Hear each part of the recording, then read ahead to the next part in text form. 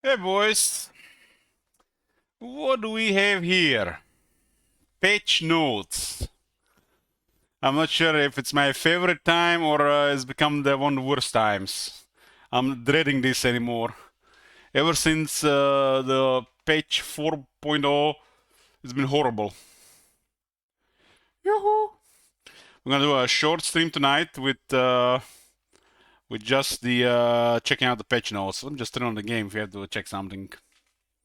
It was the best at times. Some people tell me that going over the patch notes is the best content in this stream. I don't know. I think the best content is when playing Vampire Counts or Dwarves. Because we gotta shoot people or grind. Okay, I'll lower this bit. I let you put a lot of effort into my meme I posted in chat. You made a meme. Okay, let me see. That's a lot of effort. What it took you? Like 2 minutes? Elich Vampire schedule, Elich normal. I don't know what kind of schedule I'm on. I'm in a Elich feels bad man schedule. Took me 3 hours to fall asleep last night.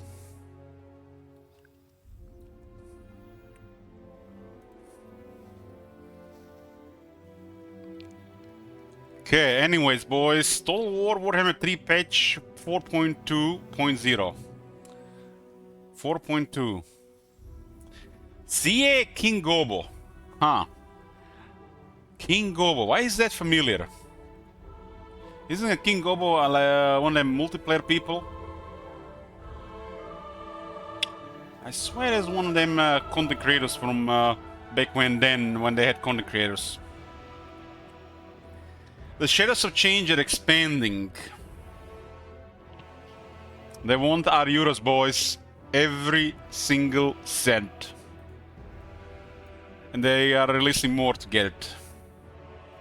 Yoo-hoo! Hey, euro.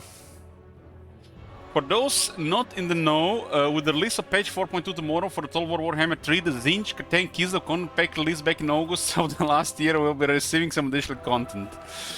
This sounds so bad, boys. Back in August, and they're now just finishing it.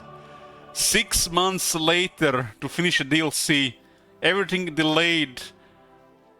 6 months later, that is terrible, man. If I was drinking, I'm guys 2 months sober. 2 months sober, and life still sucks. One day at a time, though. Day at a time. But this makes me want to get a drink.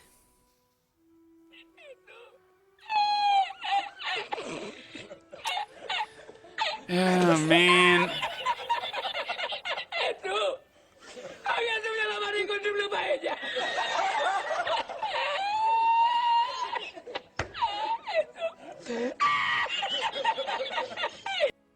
You think they realize how they look as they wrote this? This is horrible. This is horrible.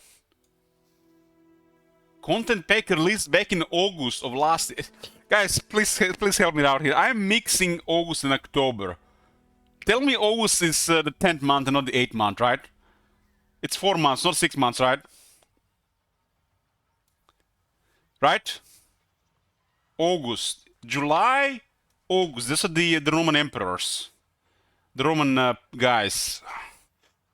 July, August, September, October. Shit! That's the... God damn, it's 6 months! 6 months! To finish this shit. We were supposed to get major update 3 months ago. And we're supposed to be getting new shit now. More work on the Immortal Empires. And what we get? We get half-assed, half a year of game, and a bunch of hot fixes that made things worse.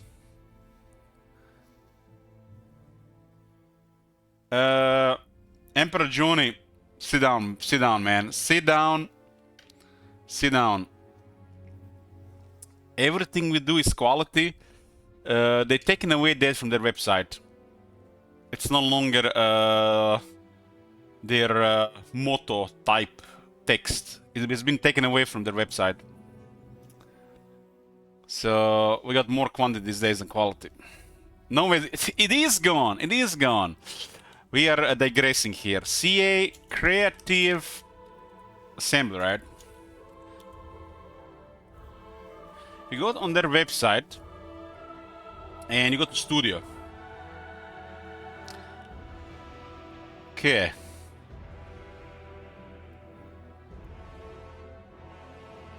That's it. They removed everything we do here is about quality. They removed it. Hopefully, since the last year, stuff it's gonna get better, but sad stuff. Okay, I have to read this one more time. Okay, boys. Okay. I made sure I got my anti-stress tea. I've been drinking a shit ton of chamomile tea lately. I need it to function. It's still hot. It's good.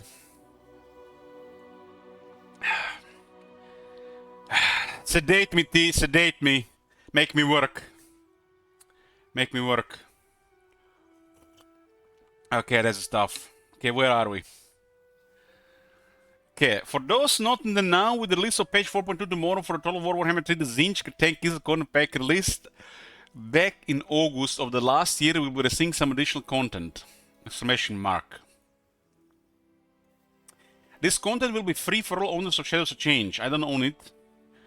I need to contact Diag Bro. He told me just to contact him for him to send me. It's gonna be feels bad if you have to pay full price for it. Better be on sale. Is this thing on sale? Or they're charging full price for it 6 months later as well. Shadows of Change. No, it's on another sale. Still 25 euros.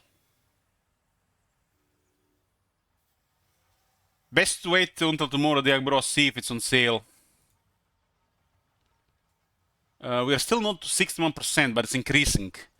We might get 61%. If they could do shit this year, we'll be mostly positive by the end of the year. That's probably their plan for this year. Where were we? Okay, whether past, present, or future. We'll go into what's arriving in Warhammer 3 during this patch notes, but if you'd like a more detailed look at not only the new arrivals to the game, but how they would conjure up, as well as some other intel, you can swing over to a trio blog post penned by Warhammer 3's own senior game director, Rich Aldridge. It looks like there's a lot here, like, we can read a lot. Hopefully there's no multiple languages here. These are the highlights. New units, heroes and spells have emerged in Shadows of Change. Flashbangs have begun with some tweaks to Excessive Bloom. Maybe they finally fixed the snow. Push Grand Cathay to its limits with technology tree rebalance. Is this like the second time they did this shit? Embrace Fury with changes to Rampage. Again, Rampage changed? A suite of tweaks and fixes for UI, visual bugs, and more. No mentions to campaign AI or the Mortal Empires.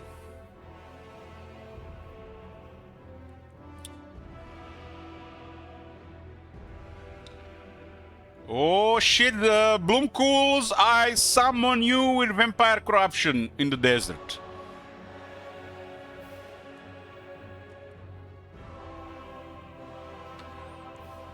Ljubi meu guzicu.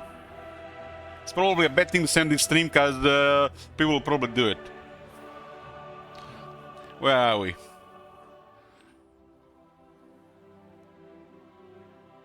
Release Spotlight, Shadows of Change update. We are kicking off patch 4.2 with the new content additions to the Shadows of Change DLC. Tzeentch, Grand Cathay, and Kislev are all getting some new stuff for you to play around with in Warhammer 3, so let's quickly see what's in store. So we're getting even more stuff for these factions. They got this shit 6 months ago as well. El no sabe. Don't you know El no sabe Pepe Love here in my stream? Hey, Koskas. Chaos Lord of Tzeentch with a shield and a halberd. It's almost like he's wielding that halberd like he would wield a really long sword.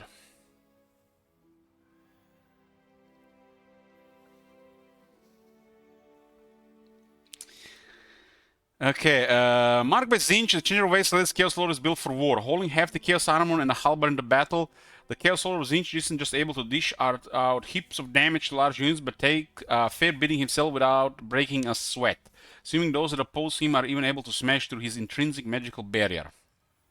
With change or die at his disposal, the Chaos Lord can improve the leadership and damage resistance of nearby allied troops, while also recharging their magical barriers with the Paragon of Change. So we're getting Chaos Lord of Tzeentch before we're getting Chaos Lord of Nurgle or Slaanesh. Feels bad, man.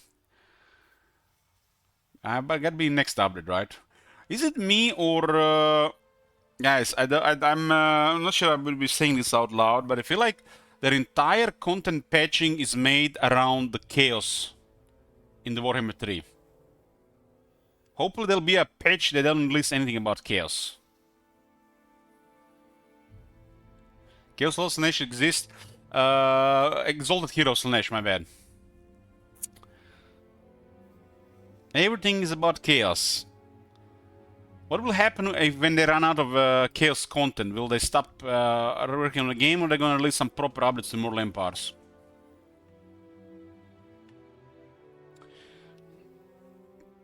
Okay, we change. Okay, that's also Exalted Hero of Tzeentch. This is the new hero. It kind of looks like a legendary hero, right, at first.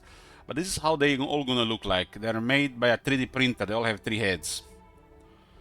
When 2 heads still isn't cutting, the Exalted Hero of Tzeentch opts for a bit extra. Cyclopean heads and mouth in the middle.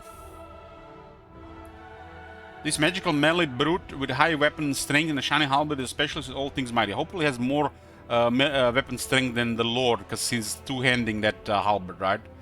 It's unlike the Lord, is using a shield too. Able to scorch his foes' magical attacks, cut down trolls with a swing of his blade, and sustain himself in battle long after those he faces are tucked out. This frightful schemer is always on the path to greater glory, ready to exploit any weaknesses he can get a hold to. Get it? Any weaknesses he can to get. Ready to exploit any weaknesses he can to get. Okay, we're just gonna move on. Pray he doesn't find yours. We got Sentinel Orders of Ginge. Thanks, Del Boy. Oh my god. Have you seen that shit? Holy shit. So we're getting Sentinels of Tzeentch. This unholy combination of Chaos and Beastman delivers the best of both worlds. So great weapons. Wielding great axes embedded with the magic of Tzeentch, these fast and hard-hitting units bring their primal fury of enrapedness to the front lines. Able to push ahead with vanguard deployment, synergize with other Tzeentchian spellcasters thanks to their arcane charge, and take down demons with ease.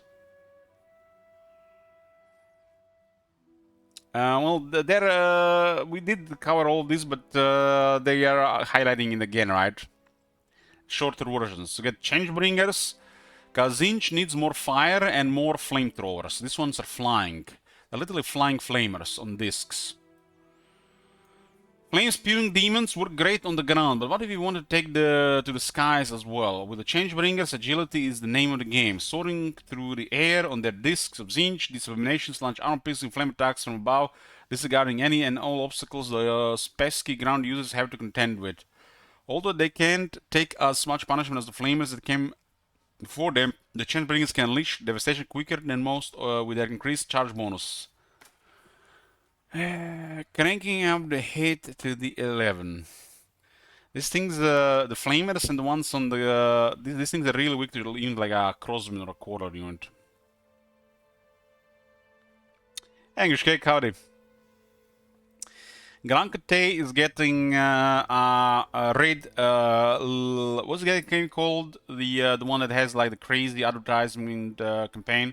Rage. Is it Rage Shadow Legend?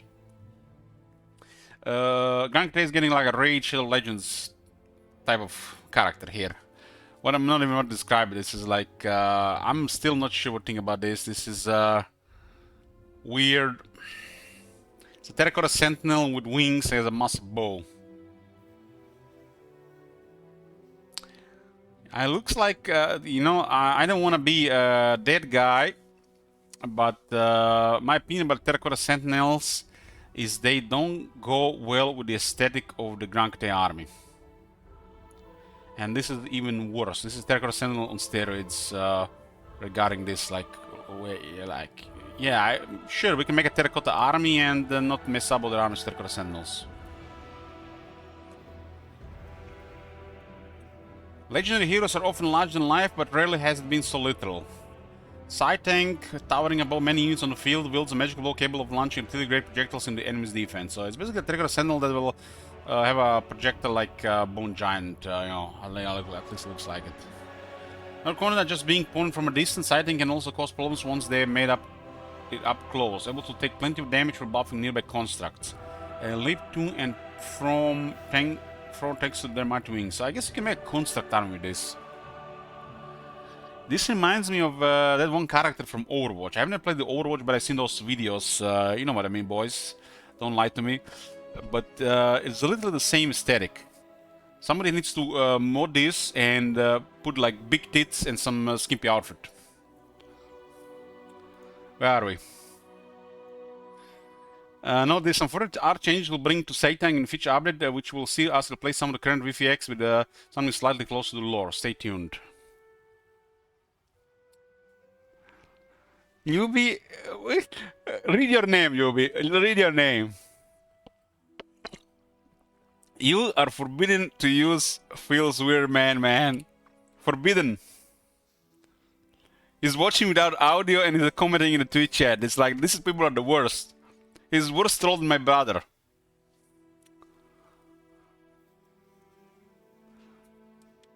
The Gate Master. This is the new character for the KT as well. Is about a superb defensive addition to the KT roster and a hybrid fighter with a sword, shield, and crossbow. He excels at maintaining a defensive line, buffing nearby allied troops, and sniping enemy combatants from afar, and still being able to hold his own when the conflict becomes more up close and personal. So, KT is getting a Dreadlord.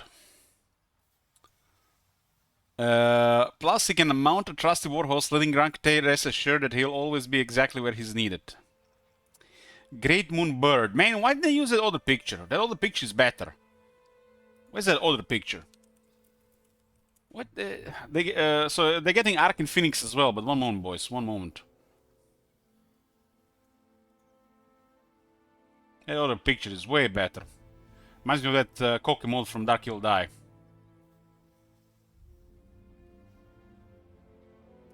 There it is.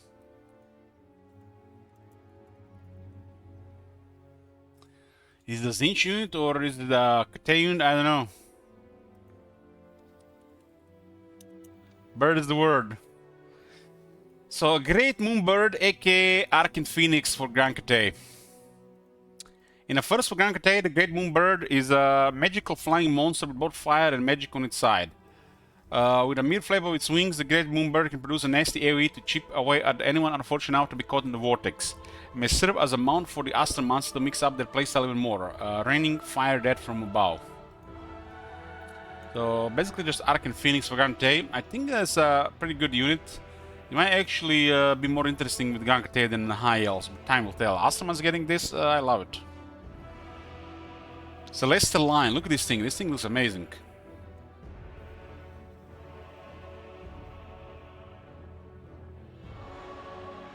Lion wings.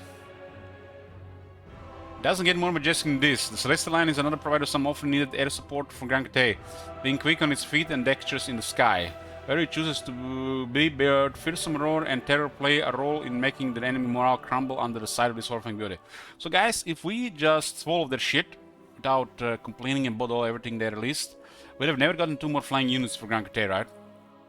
Or maybe we got them like 3 years later.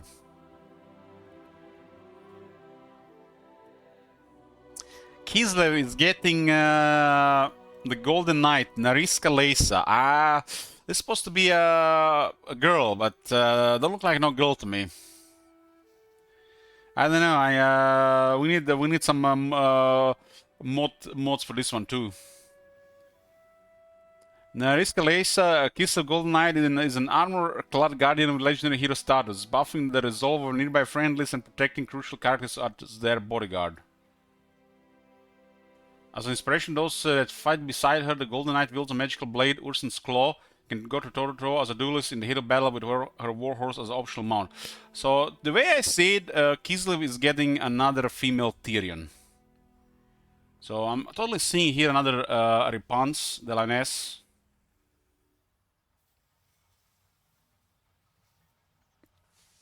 What do you guys think? Should we have 80 armor or 90 armor or 100 armor?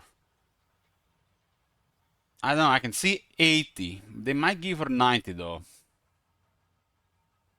My money is on 80 armor.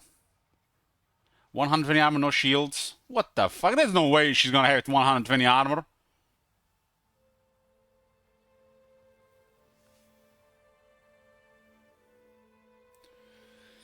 The more damage she takes, the stronger her allies become, and this notorious champion of the Ice Queen will not be felt easily. 169 armor.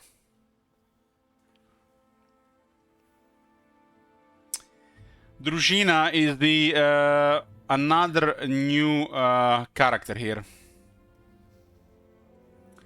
So, what is the Gate Master again? Gate Master is the for Kangate. So Kislev is getting a Huntsman General as well. A lesser noble with a strong connection to nature beyond the walls of Kislev, Družina brings a hybrid flavor to his role as a leader with strong single target damage from a distance and armor-piercing axe swings up close. My money is gonna have higher damage than the Wood Elf shooters. Like the Glade Captain or the Glade Lord. Glade Lord and Glade Captain are just an embarrassment at this point. Like double their damage. I was Družina single dude? I don't know, but they made Družina single dude. Družina was a total war unit back in medieval Total War. It was a cavalry unit for the Russians.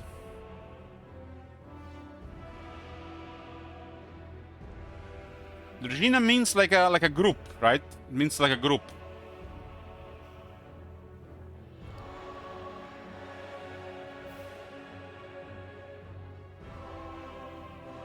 I guess they're using it as a foreign word to make it, sound something that it's not for the game. The first for Kislev, Družina has brought plenty of extra ammo to spare, as well as bolstering nearby missile units. It's quick to top up their ammunition and keep the missiles flying. Frostworm. Does it look like just an icy salamander? These magical flightless monsters slithers across battlefield at a rapid pace with tooth and claw. The Frostworm serves Kislev as an individual beast, may be ridden into battle by Catherine and her ice witches, able to rip, tear, and decimate the units ahead of it. Those that are able to elude the Frostworm's frontal assault may count themselves lucky. That is until its slashing tail whips them on the way past and they fall at the might of Kislev's latest beast. So, Straklon, it's a lord, not a hero. Kislevite warriors. So there's another infantry unit for Kislev. Kislev can always pitch their most expensive units into the grinder, because there's not Kossars, or plenty of Kossars everywhere. I wonder if this unit will be a tier 0 or actual tier 1 building required. So the halberd-wielding Kislev warriors are here to bolster the front line for those looking to pinch some pennies. So basically they're getting a very low tier 1 polearms. As an excellent choice for the early game, the Kislev warriors are cheap and plentiful, able to form a barrier of anti-large infantry on the battlefield, taking the hit from the rest of the Kislev forces and taking down some giants while they're at it. They might be holding some giants while the Kossars are killing them, right? Lore of the Hag, or Lore of the Death Stranding. Available to Mother Stanky and her Hag witches, the Lore of the Hag brings six brand new spells to everyone's favorite horror story. Focus primarily on disruption hexes, whether it be hindering target's speed and vigor through the forbidden fence, reducing enemy block chance and armor with curse of the ancient witch, or summoning a static vortex of destruction with cursed cauldron. Mother Stanky has never been more frightful.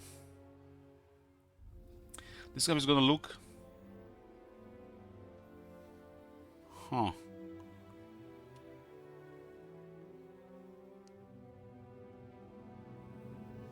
Why the all the horses the same?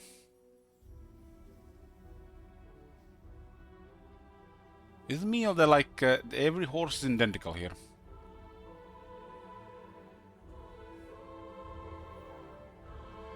Maybe they are not horses, maybe they are some voodoo. It looks weird that they all look the same. Like we're back in the Rome Total War days where we have clones.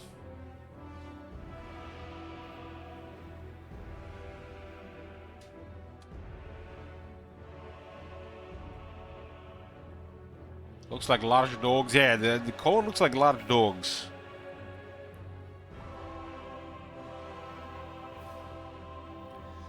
Sure, Sand, post the modded sled and disc for comparison. Let's see how that looks like.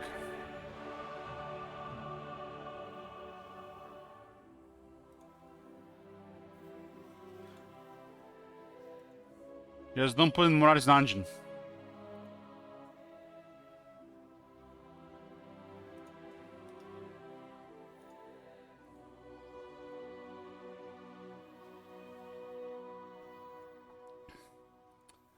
So this is the modded one, huh?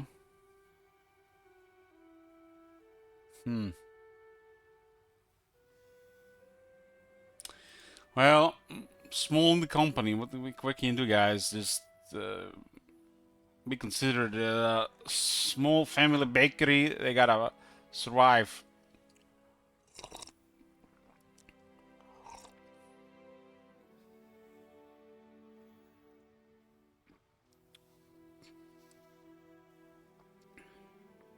Catherine deserves a tale in style, and with the Ice Core Slate of free edition to Warhammer 3 alongside page 4.2, she can do just that. Headed by 6 of Kiss the Finest Steeds, Catherine has never zipped across Belfast, able to smash through enemy lines when she makes him. I wonder how it's going to work with one extra set of horses with the turning around. If I'm a little bit worried because the chariot rework ruined a lot of these chariots. Does this mean she will be having a larger hitbox? Because you send this into an ultra large unit, she's gonna get deleted. Because it's so long. That's not all. With a duo of Ice Guard along for the ride, able to snipe enemies with their bows, and the Ice Core delivers heaps of damage whether near or far. And don't make no sense to me that they have 6 horses and then they're gonna be like charging and shit. What? The front horse is gonna be attacking.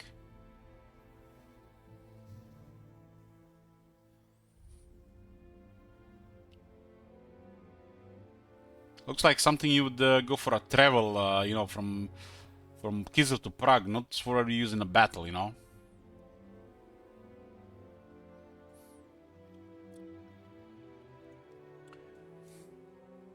For much more comprehensive deep dive into Shadows Changer update, head on over to the Zinch, Gunk 10, Kiesel blocks if you haven't already. We've all seen all this. Yeah, let's see what do we have here. Here how it looked before, how it looks now. Let's see. Are they not the same 125? 125. Hard to compare if they're not even the same picture.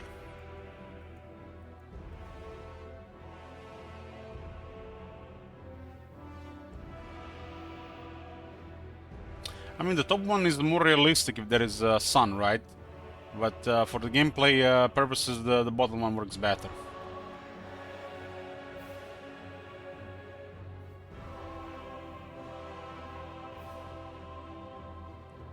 Oh my god, corruption borders.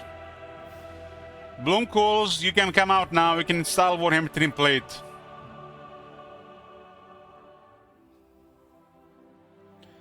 The borders of corrupted lands have also seen a slight tweak, enhancing interpolation for more natural slanting edges and limiting the more aggressive examples of the jagged blocky appearance that can be seen at territory borders. Here it looked before. It looked worse than this.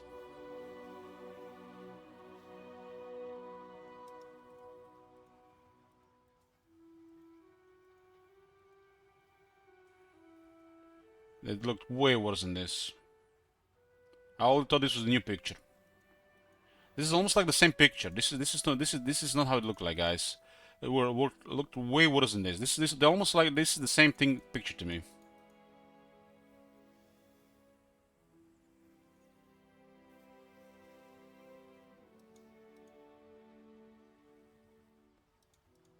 It looked way worse than this. Shout out to the modders. Let's see what they have to say. I want to give a shout out to our modding community who continue to unlock new experience for our players. In particular, we thank to the following for their contribution to experience that overlap with content we are now supporting with patch 4.2. For the Gate Master, so there was already a Gate Master existing, huh?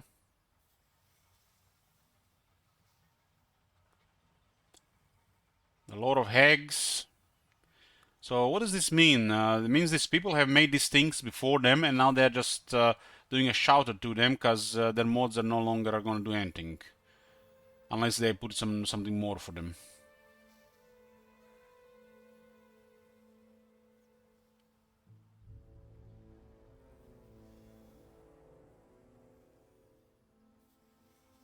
So they know how this sled looks like, and they still went with that other one.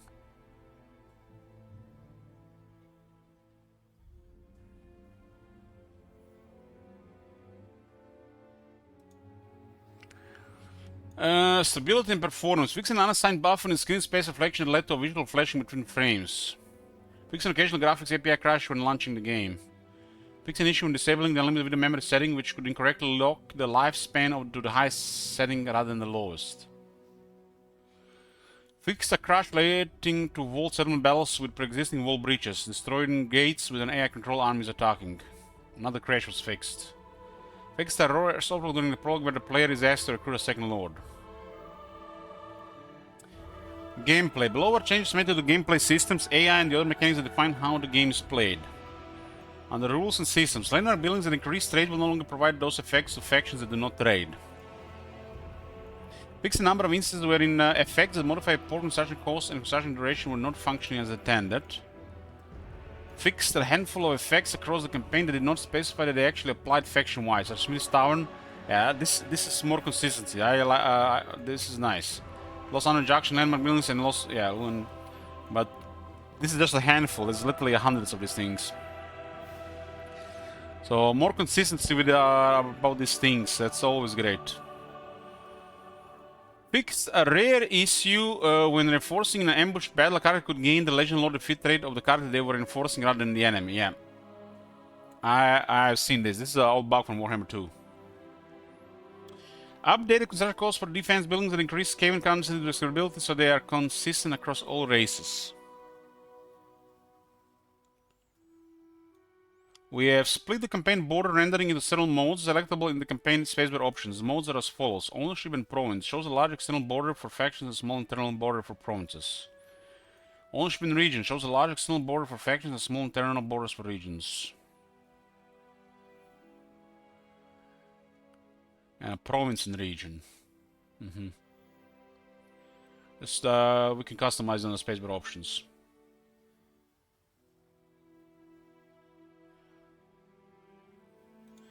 Okay, here we go. AI rules and logic. Just two points are. Fixed an issue where some minor factions could not recruit multiple armies or construct siege equipment.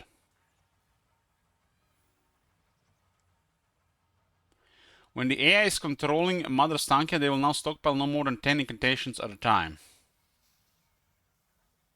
And that's it. After all this time, it's like that's all they did with AI rules and logic, huh? I'm guessing we're gonna be getting proper shit in April, right? Copium. Fix an exploit where Chaos Door construction costs could be reduced far into the negative, making buildings made with raw materials and armaments extremely cheap and at times even profitable to construct.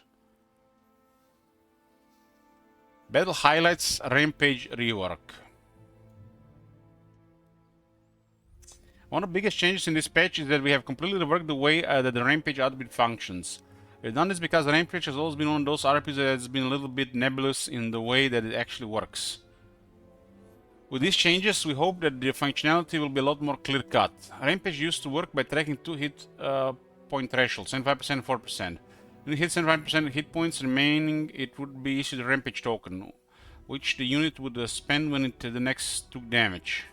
If the Rampage token was spent, the unit entered the Rampage state for 40 seconds, becoming uncontrollable. Same thing would happen when the 40% hit points threshold was crossed. In short, to rampage a unit using the old system, the unit needed to fulfill the following set of conditions. Have the Rage attribute, have a visible enemy within 150 meters to melee, have taken a hit at all, have at least one valid Rampage token remaining, generated by passing either 75% or 4% hit points. These Rampage tokens are the invisible stats, resources. Not be routing, not be able to move, net. Very complicated. So what does it do now? Rampage. A unit with the Rampage attribute will be uncontrollable and will attack the nearest enemy unit. When there are no enemy units nearby, a Rampage unit will move around randomly instead. With these changes, it's a lot clearer in what the attribute actually does. If a unit has Rampage, they will be uncontrollable. If they do not, they function as normal. The random movement exhibited by rampaging units if there are no enemy units nearby is new behavior. As units used to just stand still in their rampaging state if there were no enemies nearby. We made this change so that the rampage can now be used from a distance to remotely self formation if required. This makes some of the spells and abilities that apply rampage, particularly some of the Slash's abilities, quite potent. So if you have Wave Watchers, which are sniping at the 190 range, you shoot the rampage unit and he'll just start lose control and just walk around until they just get shot to death. They won't be able to reach they won't be able to do anything about getting fired from the sun of this. You have a high range archers, you just target the rampage troops, they lose control of it and they can't even reach you. They're just gonna be moving around randomly.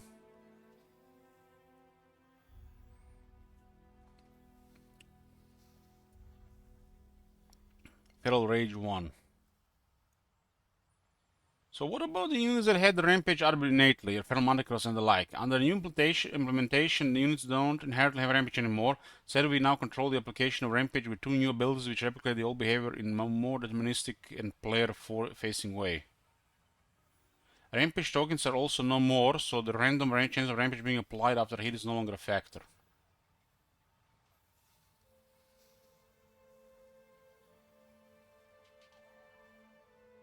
Feral Rage 1, Feral Rage 2.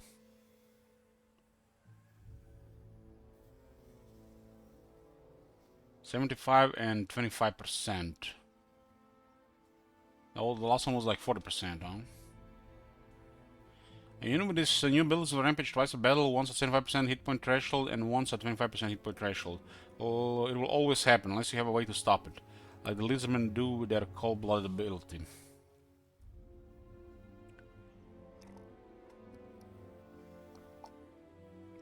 The eagle-eyed amongst you may notice that we have changed up the second hit point threshold for 40%.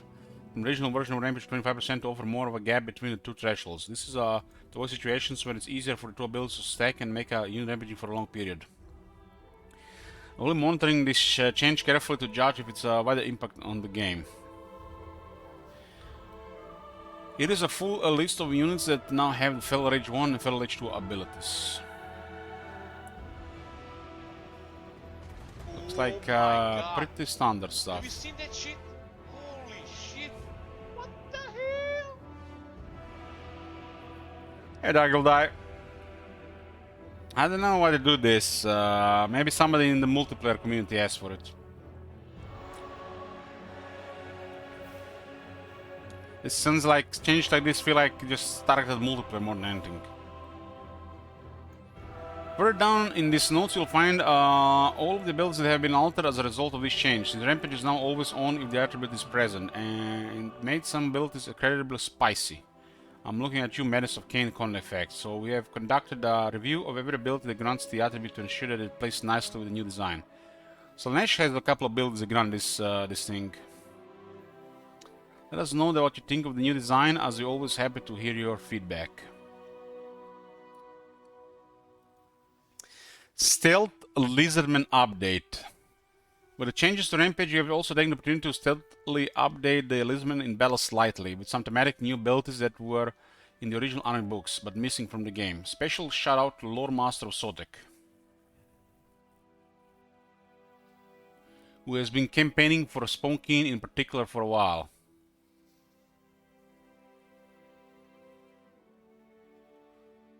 Is that guy that talks a lot? Spawn King. This ability encourages synergy between skinks and Kroxigors. When skinks and Kroxigors are in close proximity to one another, skink units gain the Cause of Fear ability.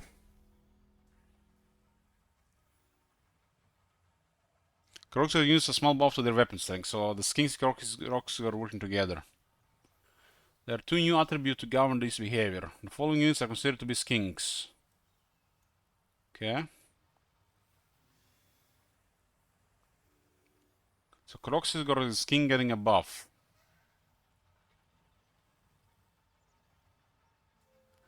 New Nakai strats. Chip count, go away. Go away, man. I've been sober 2 months. We don't need the Nakai here. We don't want Nakai here. We had thought about introducing this synergy to characters as well, but with their vast array of mounts, it opens a whole can of worms. Is a Stegadon mount considered a skink versus the ancient Stegadon, which is also covered in skinks? You ought to keep it simple in that regard. Let us know what your thoughts though. It seems like another multiplayer update. Predatory Fighter. You with this ability gains a small portion of melee attack and speed whenever an enemy that they have recently fought is routing. This allows Aurus and other Predator-type units on the Lisbon roster a definite edge when chasing down routing enemy units. The following units have the Predatory Fighter ability. So a lot more of these units.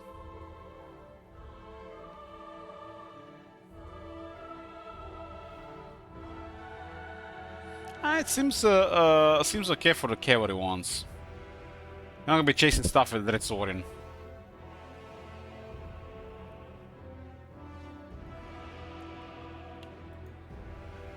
Sacred Duty and Eternal Duty. Temple Guard now gain the causes fear and immune to psychology arbiter when standing next to a loader hero. So Temple Guard got another buff before Chosen did anything, huh? How did Temple Guard even look like without anything?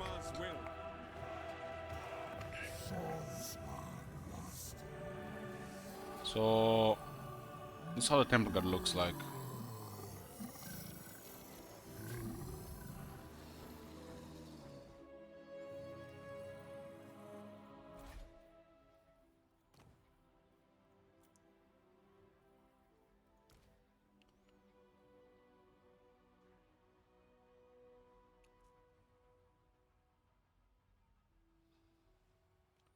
Chosen still don't have anything special on.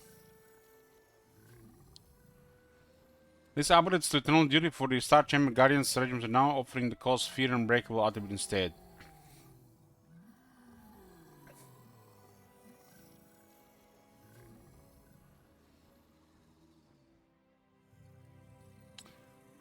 Yeah, same for the Chosen, Sleep Sand. If they don't want to give them Fear, at least give them Immune Psychology. Chosen don't have Immune Psychology, like what the fuck? Solar Engine. Any Lisbon unit positioning near a Solar Engine will now regain vigor from its warm, invigorating rays. Oh man, I need a Solar Engine in my life. I need to regain vigor. I'm spent. I'm done. Solar Engine here, please.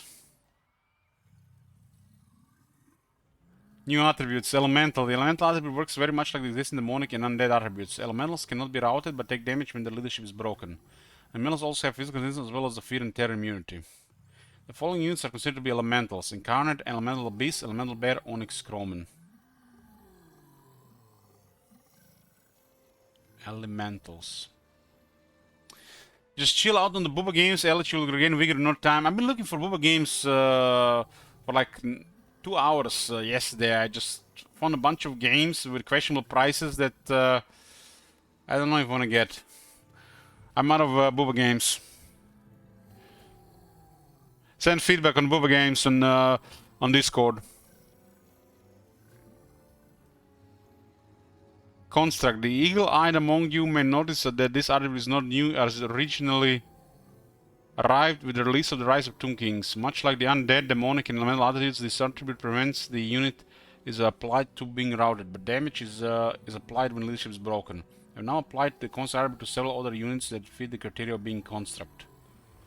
Terracotta Sentinel was used to be unbreakable, now it's a construct. I guess makes sense.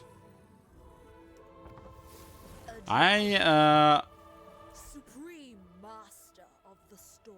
Yeah, it's unbreakable, now it's gonna be a construct.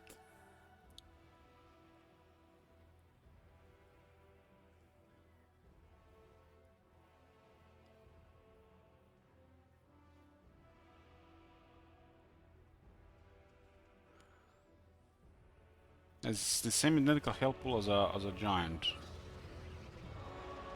Also a Rogue Idol. A routing the Rogue Idol looks stupid. Glorious Charge. This attribute originally came from the Keys Army book, being a unique trait of Wing Lance and the Griffin Legion. When charging into an enemy unit, charge bonus duration is doubled. The enemy unit takes a leadership penalty as if they have been attacked in the flank. Oh, that sounds interesting.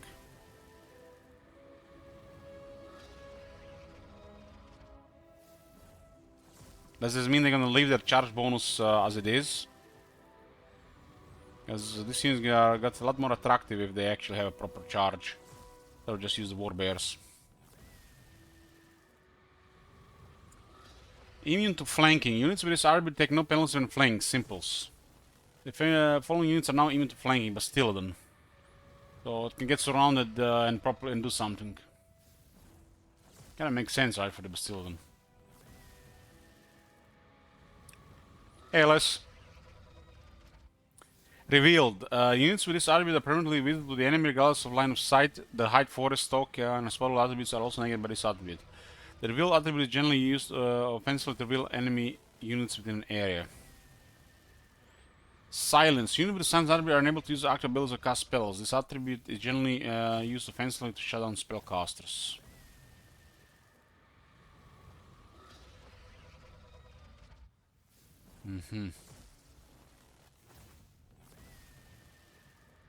Mount Scale Fix. What is this? The producer release made some changes to fix some mount issues which inadvertently caused all characters mounted using the Warbeast 2.0 tech, a new bit of tech that we made for Warhammer 3 to support synchronized rider animations on large mounts. Oh man, it's like my head is exploding right now, man. How many of these is gonna be bugged now? What is gonna be bugged with it? A new bit of to be rescaled. We've gone through and adjusted the scaling of all affected characters to bring this back into alignment. For conference they did large in life, we do prefer his also not large in their claw.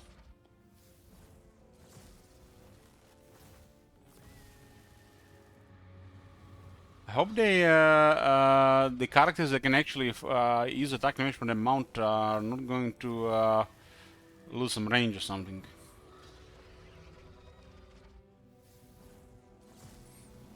I don't think anybody's gonna be affected by that though. Race and balance. Okay, boys, here we go. Best part.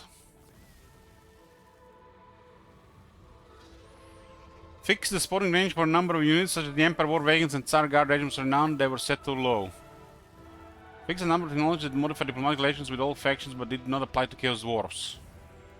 Remove the Pillar of Bone landmark building from Ogre Kingdoms, Wood Elves and Norska, as they are unable to construct tier 4 buildings there. Fix an issue where some beastmen and warriors of Chaos Rebels would suffer from terrain attrition that could had been immune to. Fix an issue where occupying a settlement will not apply the -10 conquest penalty. Iconosaurus now correctly applies to the caster that the banner is assigned to as well as nearby casters. Fix the Mergliana settlement showing the wrong number of construction slots provided by each building level.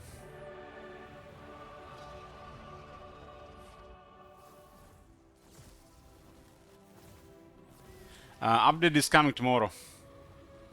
They released the patch notes earlier. Apparently some people are already playing it, but I'm not sure what's that about.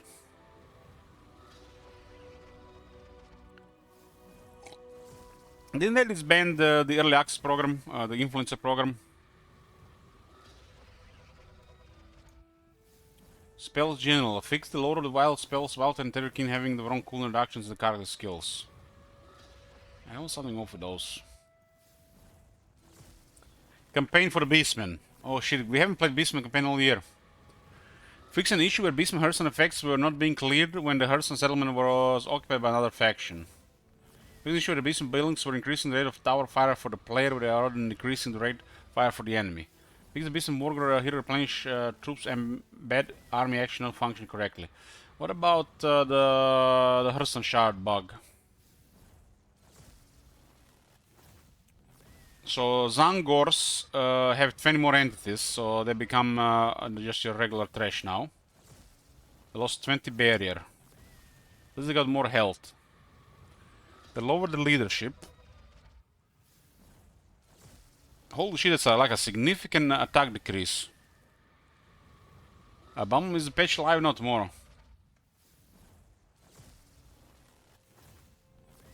Why did they lose the 11 attack?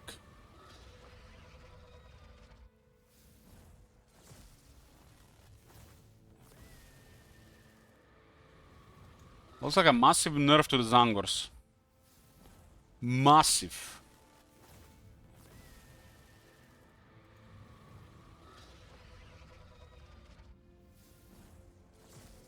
At least a little bit faster.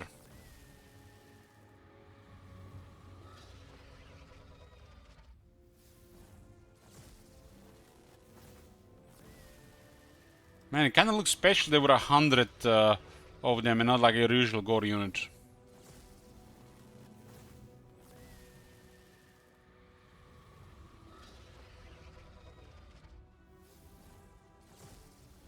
That's a really big nerf to Zangors.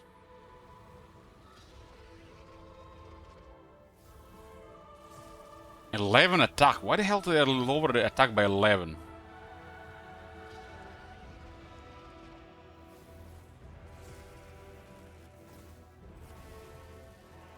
That seems like they overdid it here. Overdid it. I don't know that now the experience is gonna work different as well. They're gonna get barely any attack and they're gonna get more defense. They should still at least stay at 30 attack.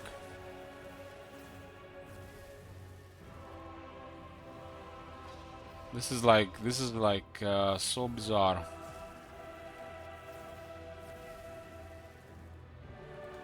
The Gors have pretty good attack. They're offensive unit. And now they turn this one into defensive unit with a poor attack. That attack is really like questionable now. Who the fuck is gonna use that? They have 36 on the Gore Herd. And one of the shields, 26. So this unit now has worse attack than the regular Gors. What the fuck? This should be like at least 28 or 30. Because now when they get experience, their attack will also scale lower. Which means they're all gonna be nerfed when they're veterans. Why the fuck we use Zangors when you can use 36 attack Gors, which are expendable anyways? Does not look like it's just trash. The Gors can only grind and die very good. Why need a unit that can just die a little bit slower that there's no damage?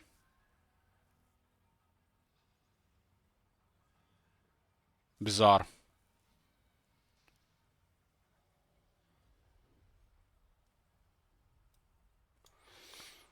Zangors are previously a bit confused on if they were Mark Gors or Mark Bestigors. They came to the negotiation table where they collectively agreed they are not Mark Gors.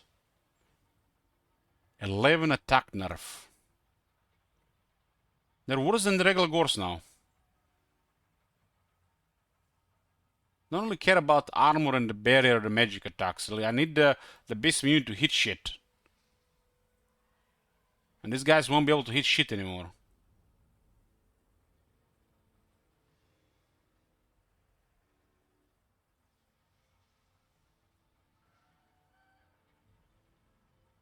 That's a over 30% nerf to their hit chance. And 35 is just like average.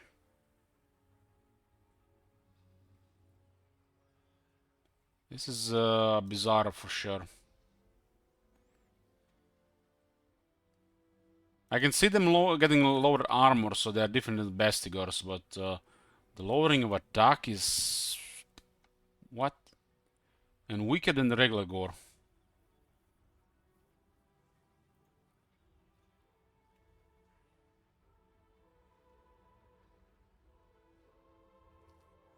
Carnal Mental Beasts lost 30 leadership, and now it's no longer unbreakable, so it's elemental now. There's a 20 spell damage resistance, because you want spell resistance in Lantis. It lost all anti-large, look at this. 10 anti-infantry.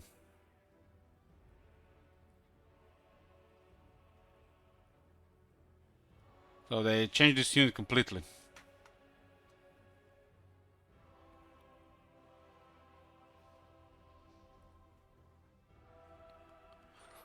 So, Nikitas, let me tell you something. Regular Gors with no magic attacks do more, if not almost the same, if not more damage on a 20% physical unit than Zangors with their magic attacks. And I given a good amount of physical resistance, 20%. That's a lot, not many units will have that. So I'm going to train against the demons. So it's gonna be pretty much the same shit. Just because of the lower base stuff. The magic attacks with the lower attack, it doesn't do anything. It's just looks like a multiplayer nerf. They're gonna club Nurglings and blue horrors of Zinch, but anybody can club those if they get into melee. Nearly anybody. Nurgling's a little bit harder, but pink horrors and blue horrors definitely. So Incarnate Elemental Beast is now anti-infantry monster. It does have that Flock of Doom thing, so it's more suited to fighting infantry than large. This kind of makes more sense. It doesn't really matter for the Beastmen. It's almost better for the Beastmen, but for Kislev, I think it's worse. For Kislev, it would be better if it had anti-large, but for the Beastmen, it's better to have anti-infantry. Beastmen already have really good shit to grind large. So they just changed these to Elemental and Strider. No longer Unbreakable. So it's a big nerf to Incarnate Elemental Beast and a change as well. These things were definitely spooky, especially when they had 3 of them in the army. Malagor will no longer forget that he has wings by climbing ladders in siege battles. Instead, he'll soar over them as intended. Fix an issue where some Taurok spell specific events were not applying to Incarnate Elemental Beast and Zangor units. I've seen this, man. This was like, it was so bad, just like I couldn't even have the strength to comment on it. This is like, you send the Malagor over the wall and he just used the ladder.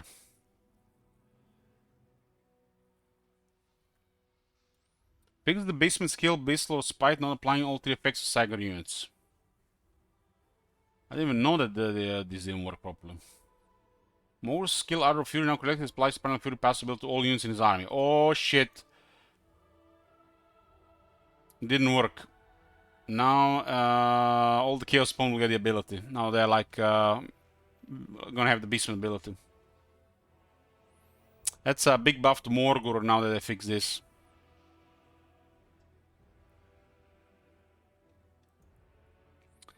Campaign. Fix special settlements, cast Dagenham, Merlian, and Corona, providing Bretonnian factions with the correct amount of growth. Units. The Green Knight has his physical the resistance have been released to increase to 55, more consistent with the rest of the rates, right? Because they're supposed to have 55. No mentions of skill tree or anything else, so still a Green Scout. Remember, protest laws not correctly gain the Bard Warhorse mounts at rank 5. Fix the Bretonnian technology, longer spears not applying correctly to mount Yeoman archer units. What? It's called longer spears by mentioning mounted Yeoman archers unit. Maybe it's something else there. Dwarves, Chaos Dwarves. Fix the display issues with the Chaos Dwarf Convoy Master Trade Canonry experience. I guess not much for the Chaos Dwarves. Dark Elves. Here we go. Multiplayer. Multiplayer. Witch Elves now have a single usage of the Witch Brew. Damn. But they lost Madness of Cain. They got poison now. So they changed the Witch Elves how it works. This might be just worse for the AI, better for the player. Madness of Cain actually was pretty solid. This is, I guess, it will be too powerful now with the changes to Rampage. Too powerful. Multiplayer exists, right, guys?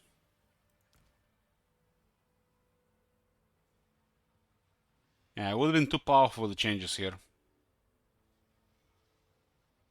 That's that skill. That skill the Hug gets. It's a big buff to base weapon damage.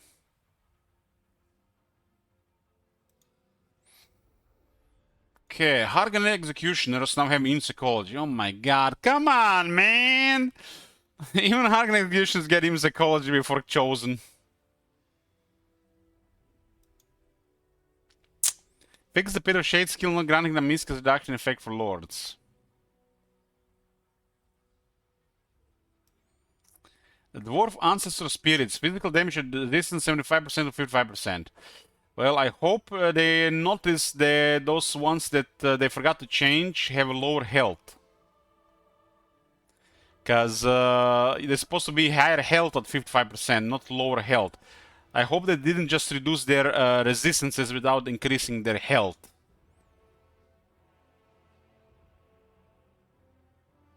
Because there is the bug, they forgot to change those to the new rate system. So hopefully they didn't just reduce their physical resistance and not increase their health. Because if they did this, those guys will be just dropping like flies.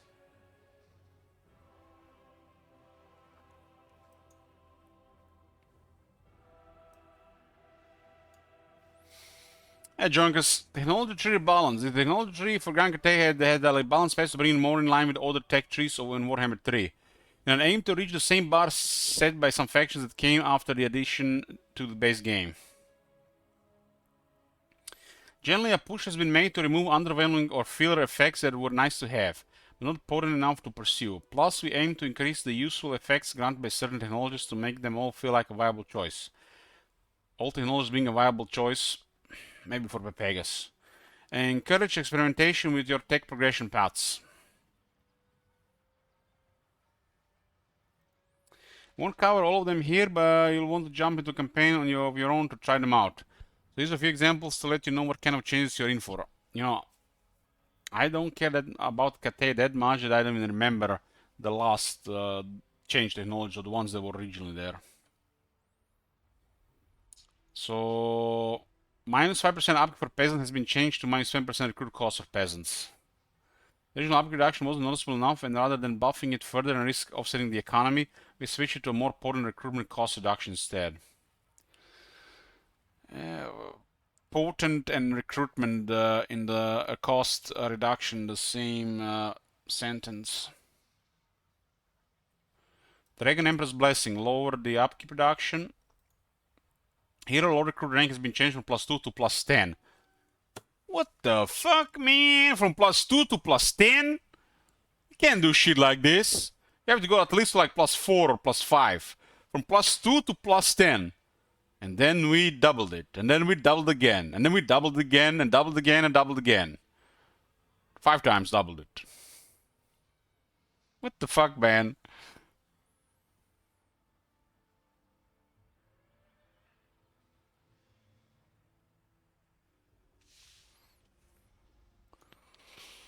This mid-late game campaign effect wasn't starting its purpose. I wish, man, they've written all this shit here, because I want their excuse why.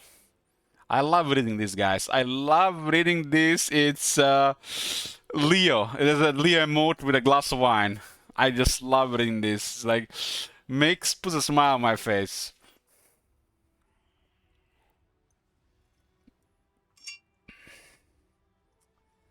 This mid-late campaign effect wasn't serving its purpose, as it was merely provided money to those that often already had plenty. Instead, we removed that effect and significantly increased the recruit rank for heroes and lords to be more noticeable in your campaigns. Grace of something plus 3% experience for character has been added to this technology. I don't know what it is. Should we check this technology, what it is?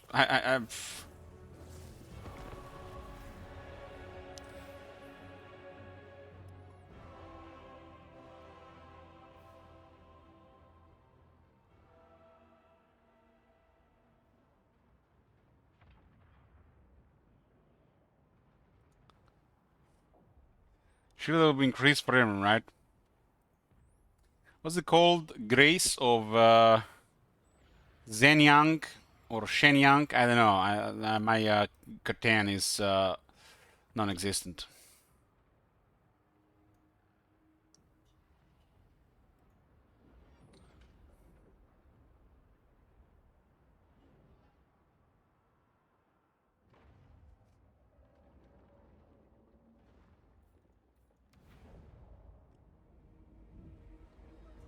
The Storm Dragon.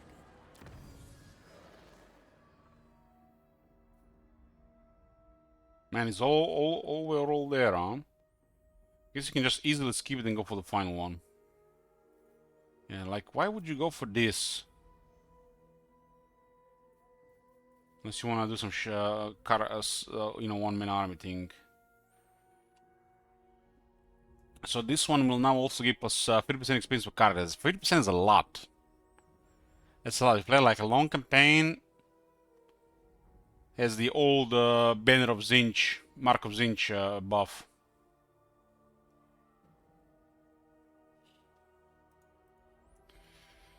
Inner Grand Technology 3 doesn't allow experience grand often, so here's a nice hefty slab of experience to chase. 50 experience is a lot for this thing.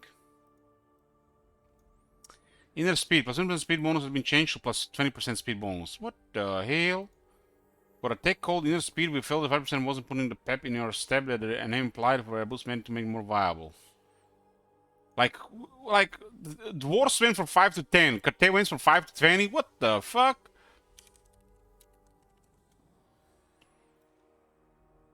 I mean, it's on the end there, right? Only for the Yang units. 20% speed for Yang units.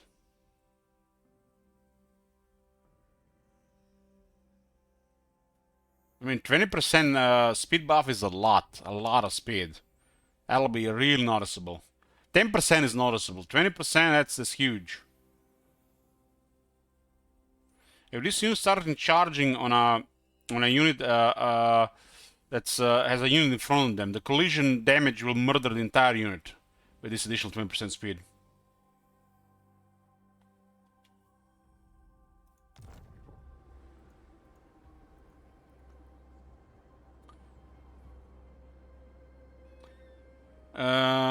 Yuan Bo now begins his campaign with a Gate Master. Yuan Bo the Jade Dragon has been changed stat-wise. Let's see what it say here.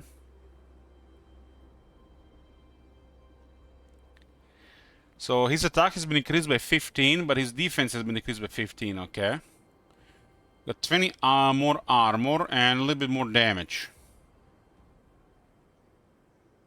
He lost the execution ability.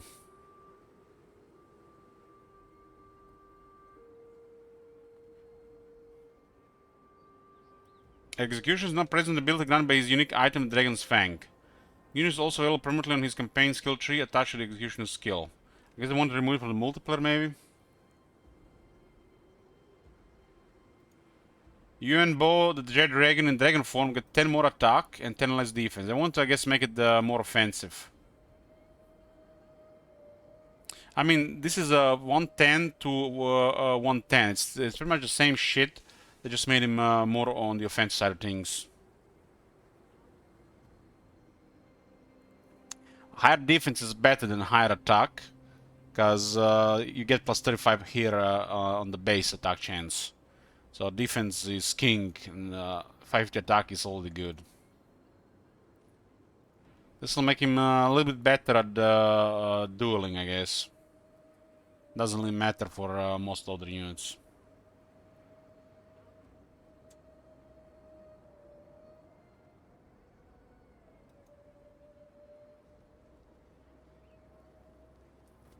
Celestial General. Their health got nerfed a bit. They like his shoe. The health is bizarre. Why does he have 5,000 health? Like, what the fuck? Not even a Dwarf Lord has 5,000 health. Like, what the fuck, man? 10 more leadership and 20 more armor? What the shit, man? Okay, they buffed the Celestial Generals. Again. They're getting even higher started here. So it's just a better dwarf lord that has other stuff.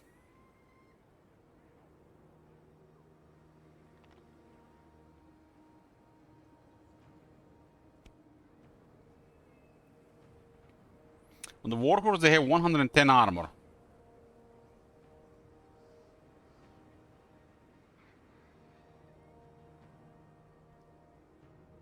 I mean, at least this is more reasonable. But what the fuck, man? What the fuck is this?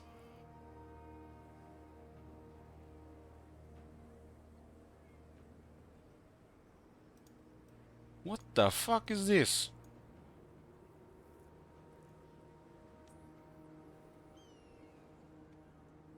$60 more armor for the flying horse. Couldn't we that 30 more?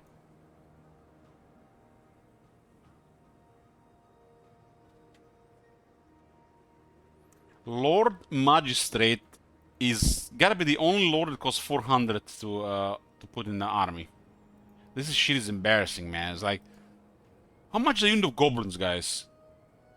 Is a unit of goblins compared to a Lord Magistrate? Celestial General is a lord, English cake.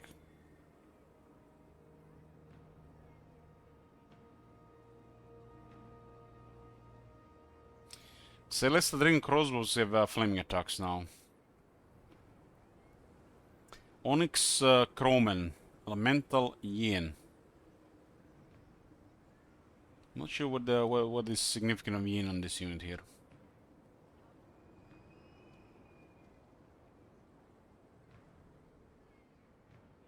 Why do because they switched the Yin and the what's the type of the unit, okay.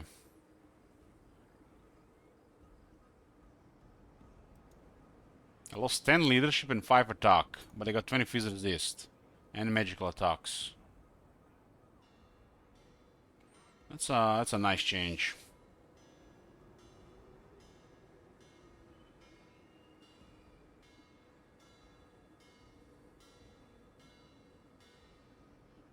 You got tougher and magical attacks. It costs some leadership and attack.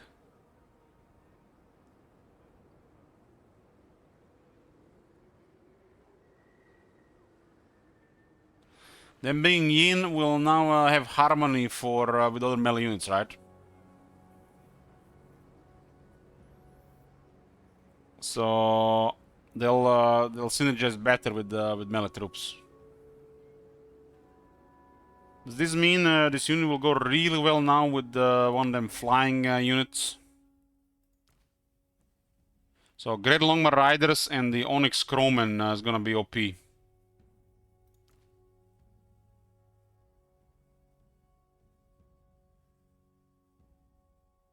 So you wanna use Great Longmar Riders in pairs with Onyx Croman, and to dominate the skies.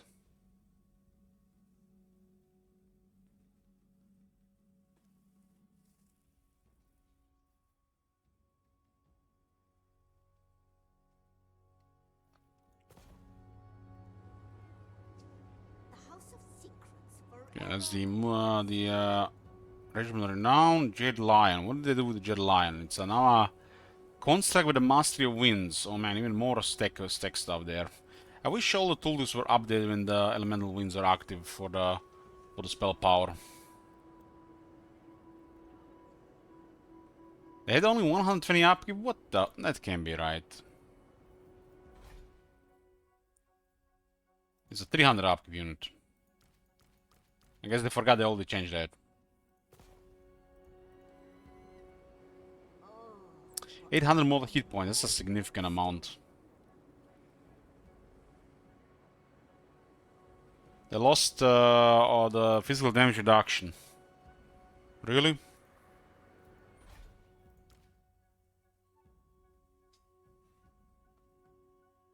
They're gonna be way worse than melee now.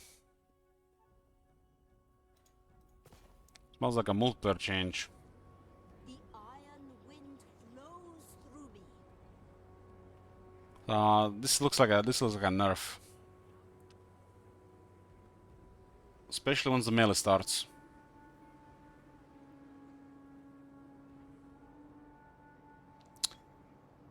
Jet Lion. Same health change. They lost 5 missile resistance. They got 50 spell damage resistance. Spell damage resistance on single entities. That's just stupid, man. That's such a bizarre stat to have on a single one. This has all been changed. I forgot about it. They were too cheap at 120. They only cost 300. Only cost 300.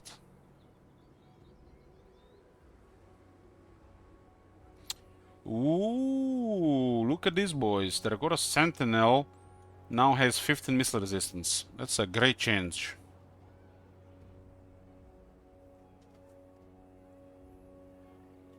That's a great change for Terracotta Sentinel. to my will. It's no longer unbreakable, it's now a construct with 75 leadership. It's kind of like a similar thing, but it has a very high leadership base.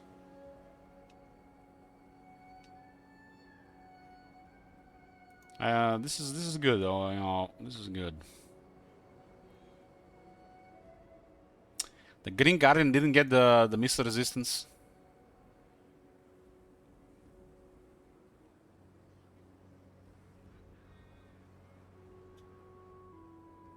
War Drum lost Spell Mastery.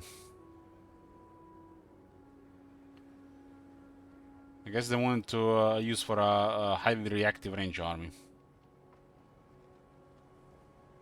Did he have missile resistance? S25, this guy's none. But I thought this was one of the properties of this unit, being him being a regiment renown.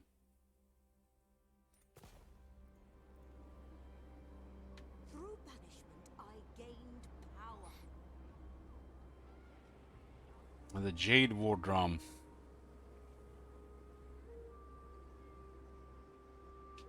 I don't know about these war drums, guys. It's like it just this stuff is just feels off. But I guess if you want to deploy nice looking formations and keep everything within the area. I mean, when you look at this unit, for example, it does have a reload skill up to 24. That's a massive thing. That is really a massive thing. If you can get this really stacked, these units can reload so fast.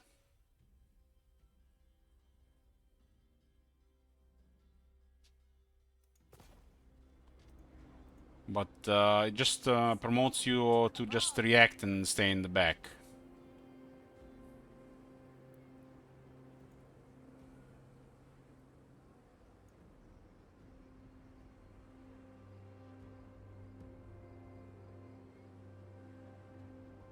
Fix low much battle skill abilities. Tacticians, Australian tacticians, stand your ground, trigger immediately rather than allowing a target to be set.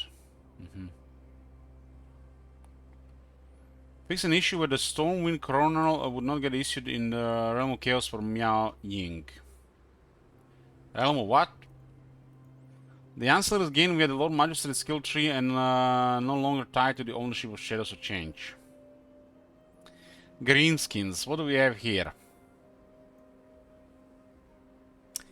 Azag the Slaughterer's unique mount, Skullmancha, now displays the correct bespoke armor pieces with some fixed load issues and in process textures to boot. Didn't they say they couldn't fix this one because they lost the files?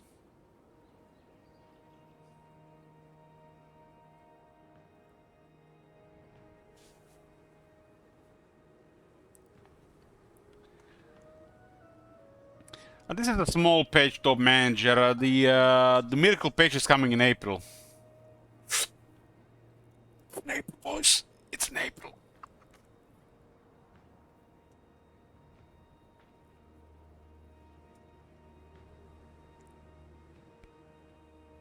Yeah, but they got dunked on by a modder who did it in 5 minutes.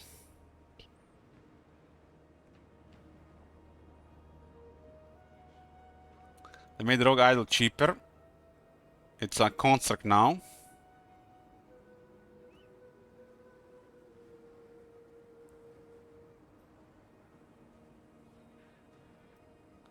Fixed a number of issues where Greenskin units, include Regiment Renowns, were not receiving bonuses when they should have, or were receiving the wrong bonuses.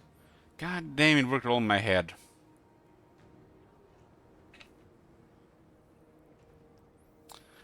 Fix an issue where the Grumbling Guard, along with its great weapons, regiments of renown, were not receiving same bonus as the Torok from Torok's artifacts.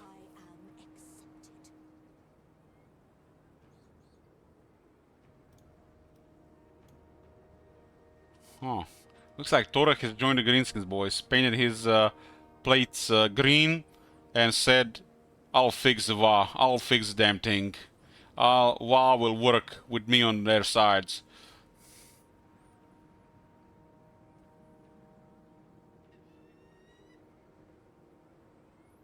High Elves. Mage, Firemount, Sun Dragon. Buff the spell missile resistance. And a couple of cost adjustments for Noble, for multiplayer.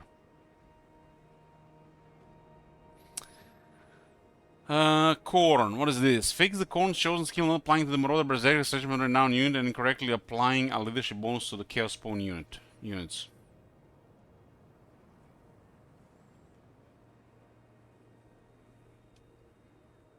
Shamon bends to And incorrectly applying a leadership bonus to Chaos Spawn units.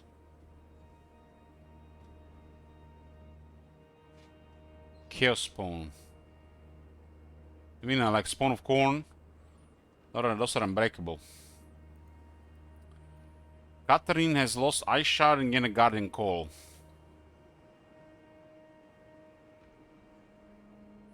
I can't really recall what this is exactly.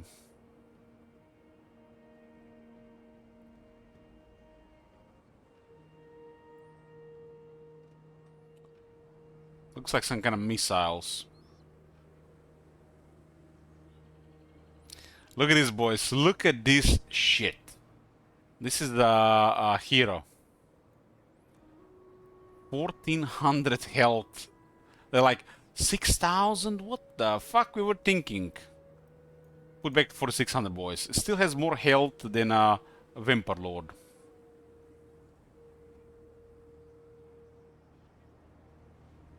There gotta be an amount, right, guys? There gotta be an amount. I don't have these DLCs I can check.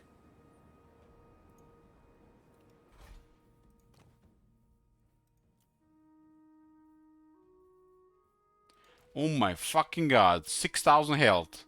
There must be an amount, right?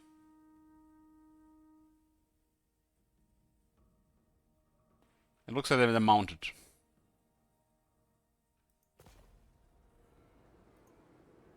my siblings conspire against me. Ocean Chariot, okay. Mother Stankia lost nearly 2000 health. She lost 2000 health, 7 ammo, and 10% ward save. Like, what the fuck were they smoking when they put these stats in the first place?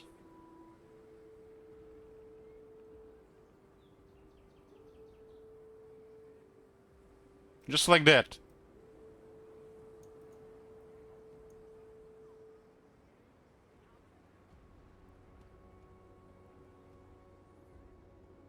Akshina Ambushers removed special attacks, calibration distance 150 to 120.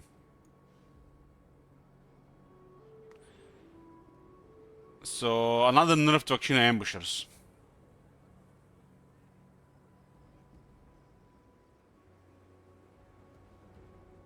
This is a large net reduction in their effective accuracy at extreme edges of their range. Didn't nerf? I don't know, I never used them, but I can't really tell for sure.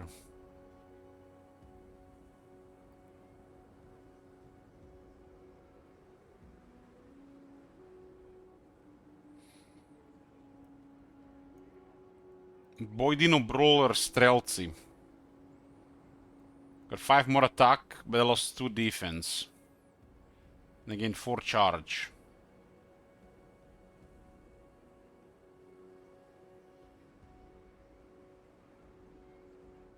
And they turned the Incarnate Metal Beast for this faction also into one team of the thing.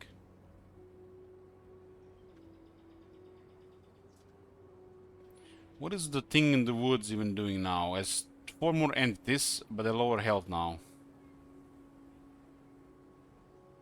So They're just gonna be easier to kill instead of just wound. They cannot brace. They got 5 more armor. This might be a buff, especially if they're attacking weaker units. 4 more attackers. And they got 5 more armor. This looks actually like a buff here. They're definitely better. The House of Secrets forever calls. New ability, how the Great Beast says fuck all about what the ability does. Yeah. Yep. Same thing for the Mordheim Bale Wolves. Thing in the Woods, Ethereal. What are these Ethereal ones? I don't think I remember I've seen this. They lower the amount of their entities to make it like a smaller unit, but they also have pure damage now.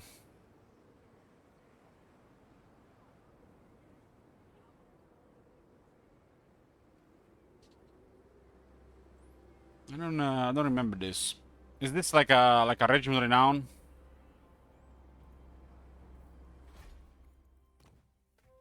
Like I said, I haven't done shit with the DLC.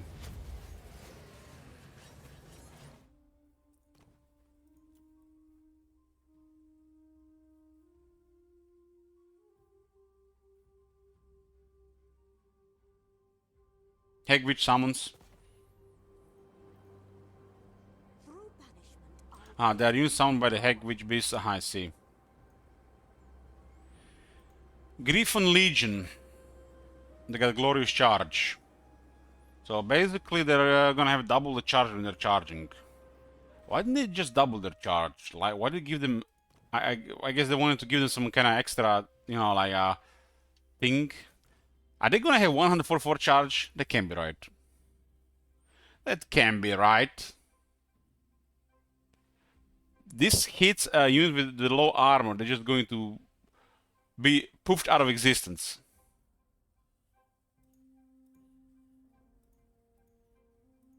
That's duration. So they double the charge bonus last double. That's crazy as well. That's crazy as well. Because they're gonna have over 100 attack and over 100 weapon strength. The low armor troops just gonna go poof.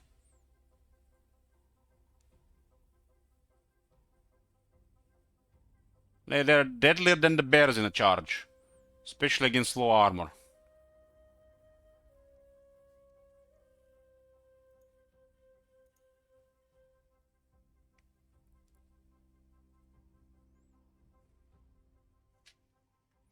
Yeah, they will start the max bonus jeep count, but over time it will goes down. You know, 10 seconds later it's not gonna be 70 anymore. It might be, you know, 50. But still a huge bonus for a long time. It's kind of almost like they got a really strong offensive spell buff when they charge. Above the leadership on Boris. And Boris now saves the glorious charge and causes fear on his horse. Boyars got 5 more attack and 5 more defense. Boyars are pretty nice for emergencies. Get just 5 attack from these, just like that.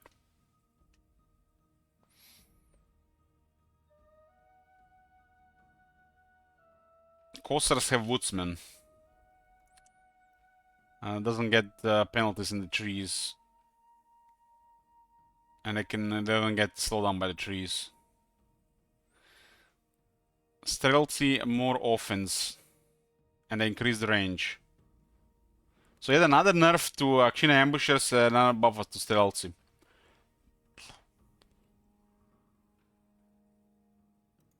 Five more range. 4 more attack. Definitely, if you're gonna go for a charge, they're gonna hurt harder now.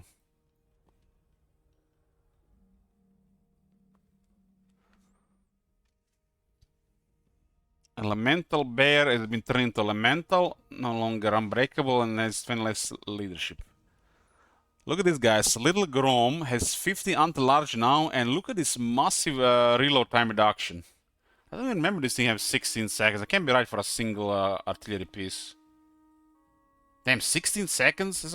Takes a long to reload. This shit is gonna be nasty now, especially with technology. This is like one of the best cannons then.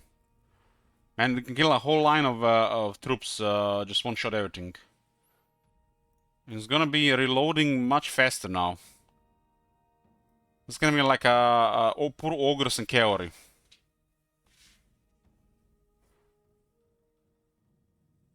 This is huge. This is huge. And they have some impressive buffs in the campaign, yeah.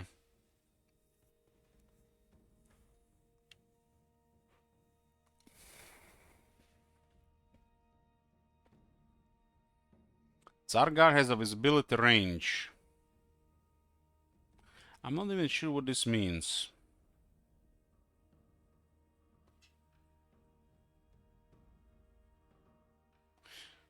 So their min was 60, but their max was 40.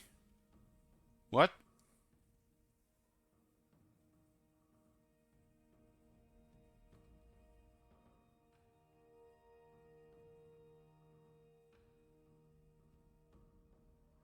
I guess they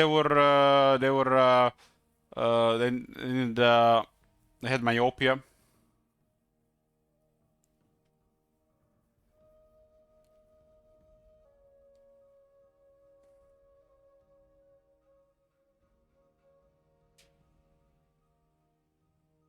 So basically what this means, the way I see it, is at the range they will detect stalking units, like Nessus Calcaris.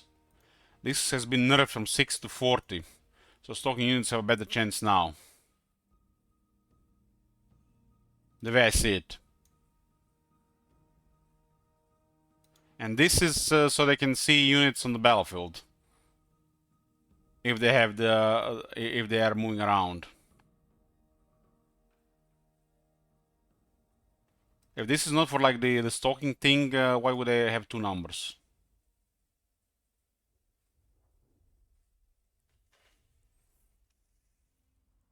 The seals get blocked by the hills and the forest and stuff like this, right?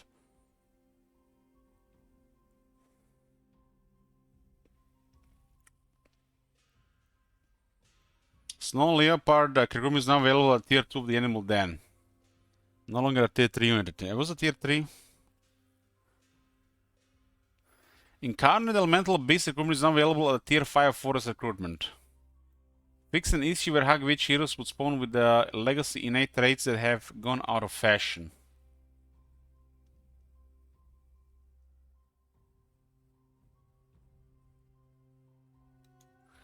Well. Good thing I haven't played a Kroger campaign or I would have been alcoholic again. Kroger now also gains 1% weapon strength per card rank, as Saurus Allbloods were cheekily ending up stronger than him at rank 50. So you're telling me some random Saurus Allblood on a Carnosaur will be stronger than Kroger at rank 50. So Kroger get an additional 50% weapon strength. That's massive. That is huge. Man, Grimlock is gonna be scary now. There's almost like a small sort of cane on him against large.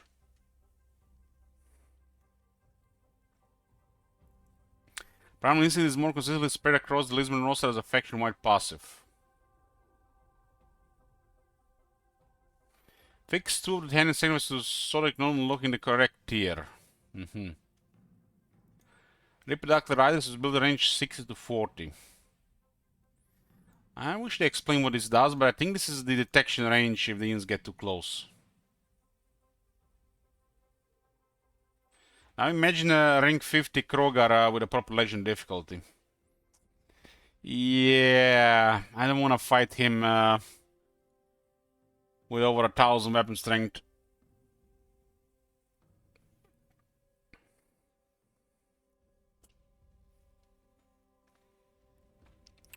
Bunch of units got Woodsmen, Terran Riders, Tic-Tac-Toe. Red Crescent's Kings are now Skinks. Temple Guard's shields have been upgraded to silver shields. This is a new ability they added with a lord or hero being nearby. But still can no longer get penalties being surrounded. There's a Kroxigor and same thing for the new synergy. Also the guy strikes again.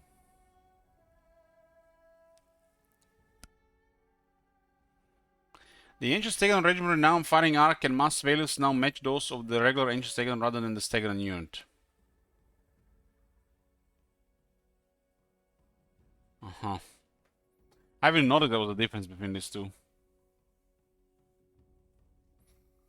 Fix the handling skills applying effects to reckless sting units twice. Twice?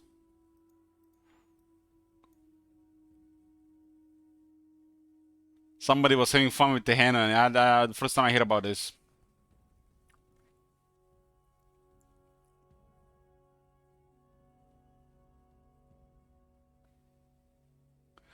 Chaos Frost Dragon.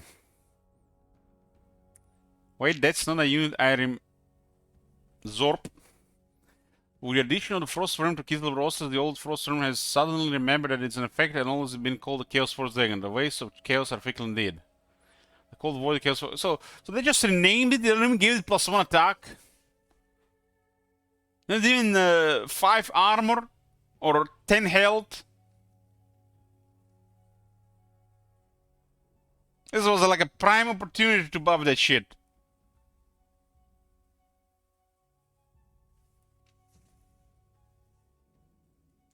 Fix the Spit and Malice and Savage Bloodlust skills not applying to Pox Rise with Nurgle units. Oh man, yeah, I remember this. Was felt sad, man, when I found this one not working. Not even charge bonus, chip count. You're the worst. You're the worst, man. It's like, you writing this shit in the chat, man. What a sick person will write shit like this in the chat.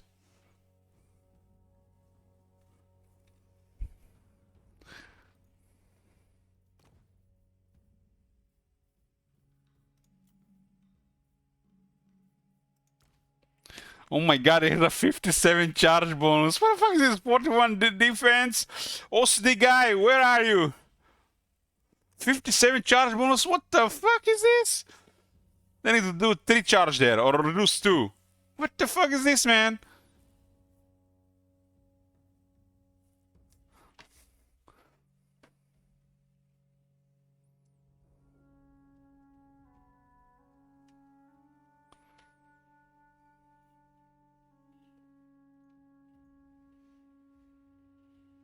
Not even the OCD guy remembers Norska. Oh, man. Clam Moldown Cradle gets growth juice from exotic animals and first resource buildings. Okay. Units. Added the Pit Fighters of Hell's Deep Roar unit to Skaven Technologies. What?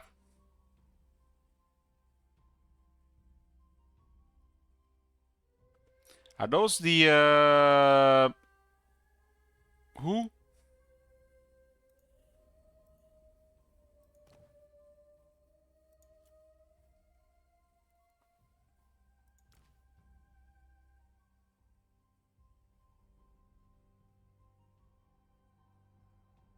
This guy said Berserk? Man, I don't even know this guy said Berserk. Maybe they get tech bonuses now. Some Red Ogres now have the Scaria Away and Frenzy abilities to align with their non-summon counterparts.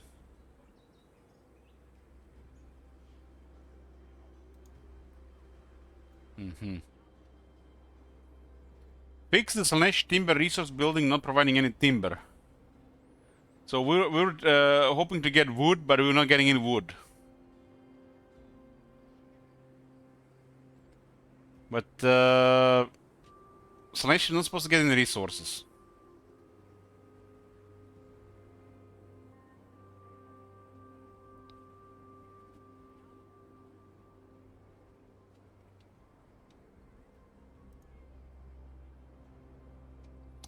The Munessus Slaanesh have 4 more base weapon damage. This change was in the previous set of patch notes, but not implemented. It has now been implemented. The Bringers of Beguile and Exalt the Munessus Slaanesh, they don't have Rampage anymore, they got Charm now. Charmed lowers the attack of the. It's a counter effect for mindset attack.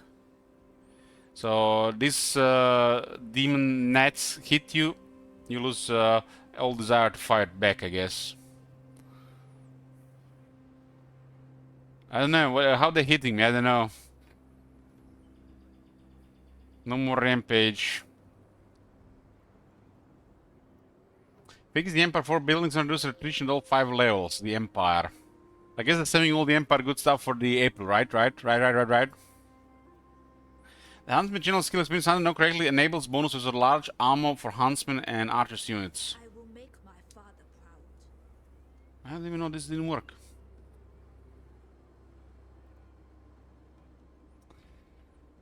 Technology. Pride in service now also applies to Tombguard Regiment Renown. What the fuck, man? Didn't work on the Regiment Renown? I guess it always worked in my head. For 6 years, this thing worked in my head. What the...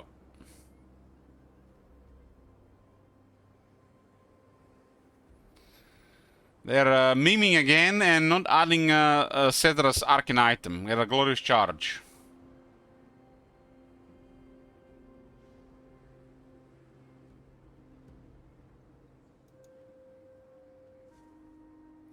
Chariots.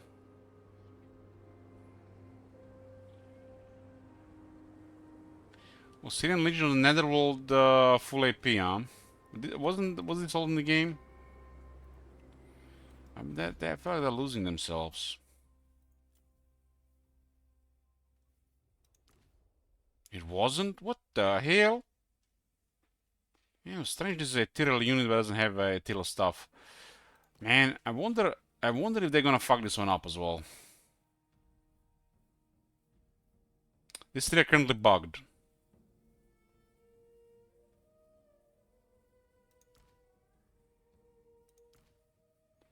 You can see the health difference and physical resistance is different. So, Hans, who? Halkenhaus, Stonebeard, and King Loon Ironhammer need more health and lower physical resist to be consistent with the rest of raids. And one from the Summon also. They didn't mention this one at all. It was a botched job. Well, Gotri has an access to runes when you're playing with dwarves, but when he's on the side of non-dwarves, he has an arcane item slot there, so Gotri is a wizard through that.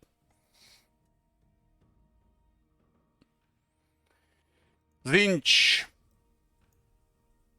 Fix an issue where the changeling schemes to infiltrate a settlement could be completed by constructing an allied outpost. Man, using the Skyveilers of Insanity Unholy Station, the Grimoire's gained will now already display on the Unholy Station effect on the Grimoire's tooltip.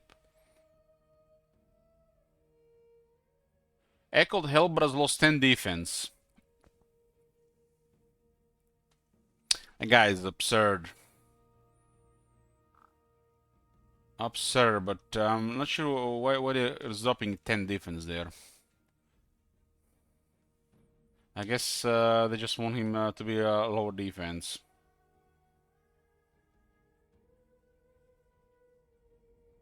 No mentioning to the changeling faction at all. Make you wonder how many ninja changes there are going to be.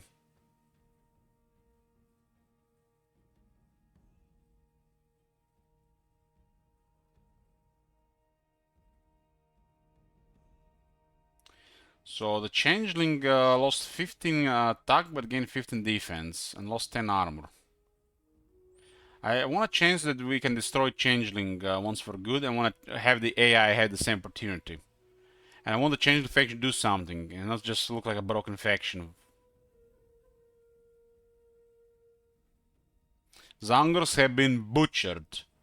Fucking butchered. Destroyed. Like, what the fuck is this?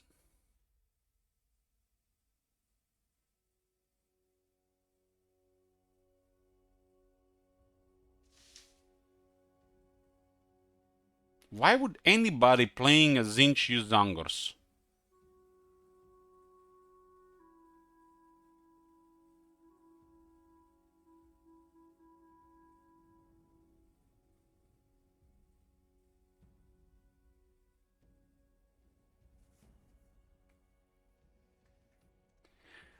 Cockatrice lost 1000 health.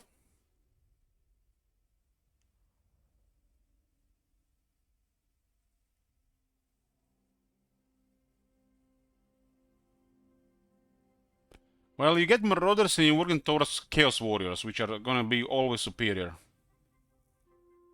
And they all have magic attacks for Zinch. I mean, for Beastmen, the magic attacks might do something, but for Zinch, what is the point of Zangors?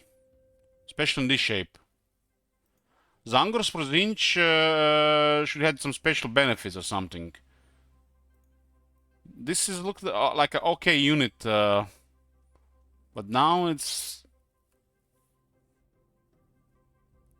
Vanguard. And what are you gonna do with that Vanguard? There's Centigrade now in the game with great weapons.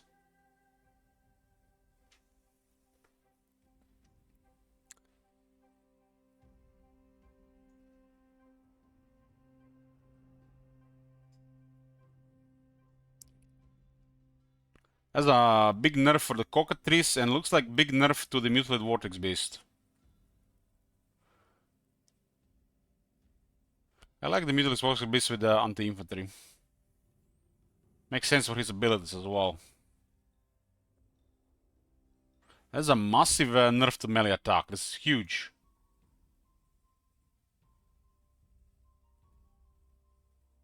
This has 50 missile resistance.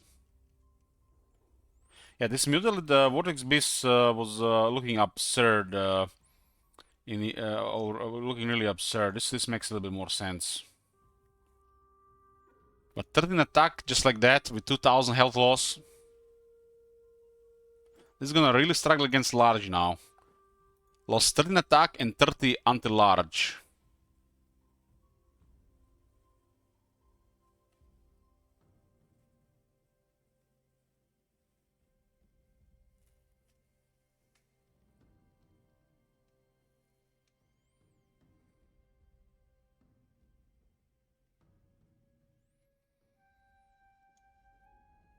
I do think this thing makes more sense against infantry, same as the other guy.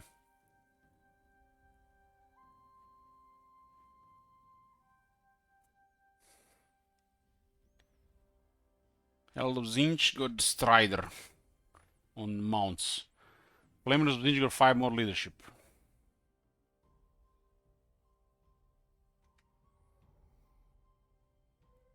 I added Strider to Doom Knights of Zinch. Exalt Flameless Zinch got 10 more leadership. Calibration distance to 100. This means it's gonna be way more accurate at longer distance.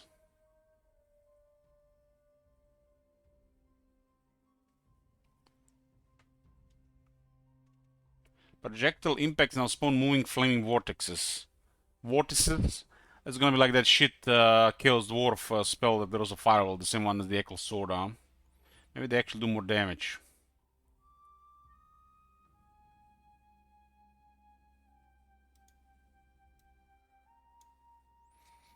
Burning Cherry of Zinch, more leadership Strider. It looks like also the change with shooting.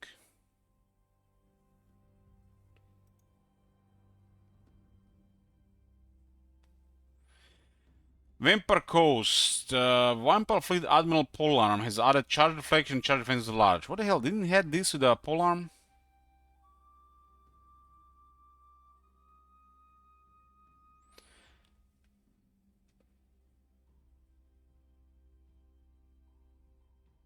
Looks like not much here. Fix the Vampire Coast sign fall being equipped by heroes. I don't even remember what this is.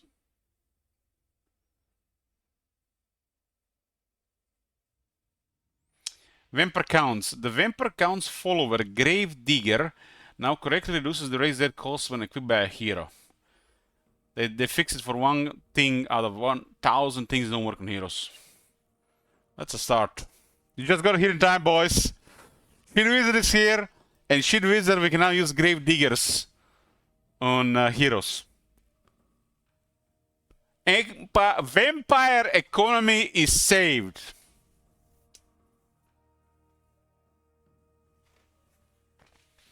That's a 7% reduction to the race dead. So a standard vampire army is like 3 to 4 characters. There could be now 21 to 28% reduction to raise dead. Oh As my in recruitment God. costs. Have you seen that shit? Holy Hey, shit. Zips. What the hell? Okay, they corrected the Lord Master for Lord of Empires on one card because there's a different spell there. Hellman's Gorst innate trait now also increases armor for Creep Ghoul Regiment or Renown. What? That didn't work? Damn, just worked my head. Grave Diggers now correctly converts to 100 manis. You betcha. Campaign for the Warriors of Chaos. Bellacor's faction effect minus 25% upkeep on demon units now correctly applies to all demon units.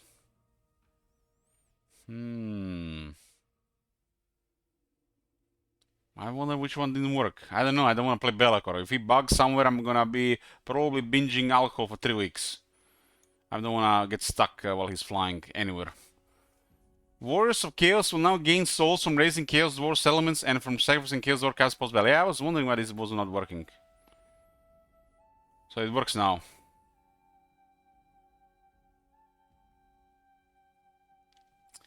So they changed a bunch of costs here on mounted characters. Added Strider to the discs.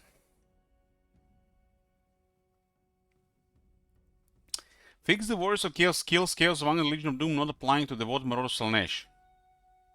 What? It didn't work? God damn, man, I just finished the whole Slaanesh campaign. I thought this shit worked, man. It didn't work.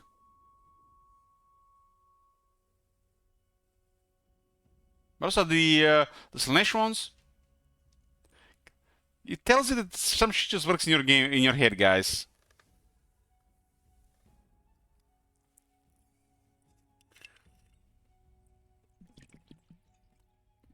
And this is the reason, boys, why sometimes I say, man, this is good if it works. Fix some skills that were applying to all pink horrors arrangement now the pink horrors, but not to regular pink horrors units. What?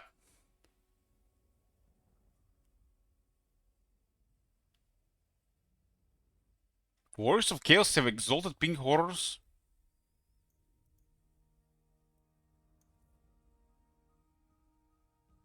Warriors of Chaos can recruit exalted version of demons, right? Be'lakor can? I don't know. Be'lakor can? Okay. Fix the knowledge right of Ascension and earnestly applying to Slaanesh Chaos Chariot Regiment of Renown. Fix the Giant Manacles knowledge not applying to the Billis Standard of Chaos Giant Regiment of Renown. Didn't work on the Regiment of Renown Chaos Giant.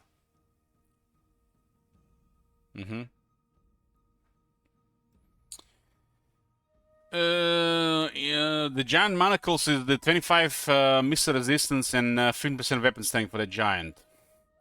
Now, recently, some Wood Elf faction leaders were changed in order to have the maximum variety of voice actors. This resulted in Torgon losing Date as their faction leader, which has now been restored. They lowered the capture power of Malevolent Treeman. And I keep building. Oh, what the hell, man? It's like. This smells of esports here, boys. Look at this.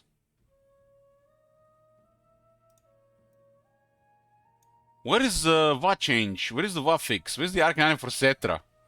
Where is the goddamn passive behavior fix on the campaign map? No, we gotta fix Malevolent Treeman. Capture point is power is too strong. We have to lower it by 25%.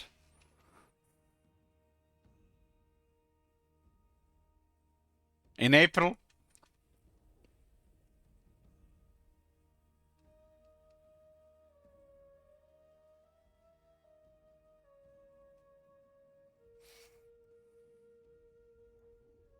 On 1st of April,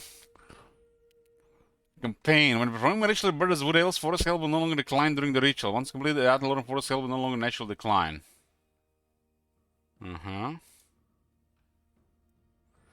Hoidal skill exiles return now correctly grants the annoyance of Natling's pass ability to Dryads only rank 7 above.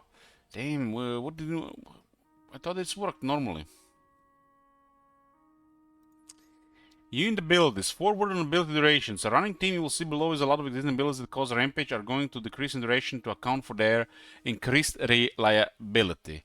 And mark each ability affected by this with a rampage text. We've also reduced the duration of some abilities that grant a bonus in exchange for rampaging. So we felt that losing control of your unit for too long. Gaze of Cain lasts over a full minute was a bit too uninteractive. Slaanesh Army Ability Refactor. Following the changes to the Rampage, we were faced with the dilemma of handling Slaanesh's army-wide abilities. We were quite happy with power level versus the accessibility of each tier. We shuffled both the order and the effects of this around a bit. This also applies to campaign. These abilities have switched places in the appropriate places on the skills and texts.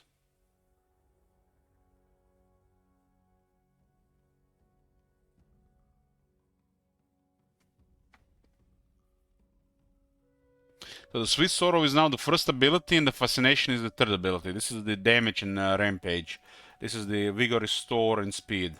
And this is preventing them from moving.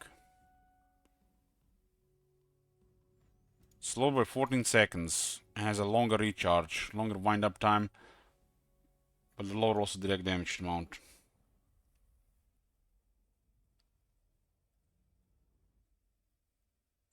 With the updated Rampage, this ability was proving itself a bit too scary as the first one available to Slaanesh. Instead, it now rests square as the top end.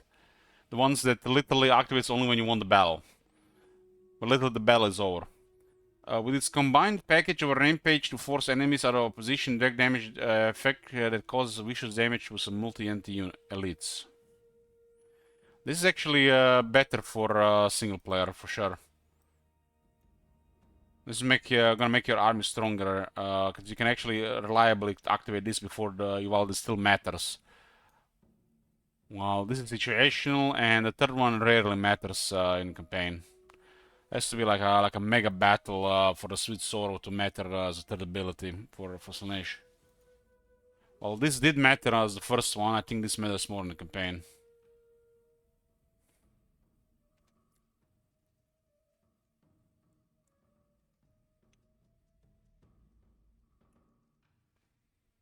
Yep, the Rampage ability was proving okay. So 3 more seconds on unit cannot move. He doesn't know what's there out there. What's there out there?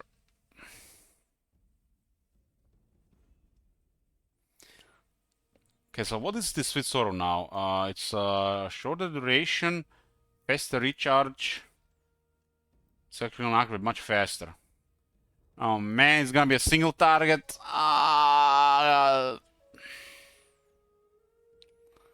Single target, huh? So that's this is where it's a catch.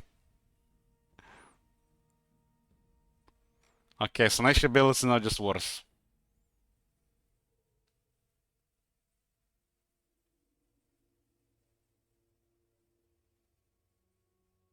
I guess it's okay for the seekers or the heart seekers.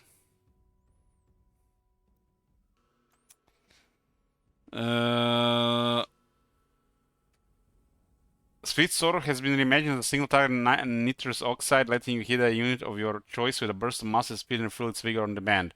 Able to restore the vigor of an exhausted unit, provide a burst of speed of a chariot or cavalry unit to punch through enemy lines, or just making the car even more unreasonably fast.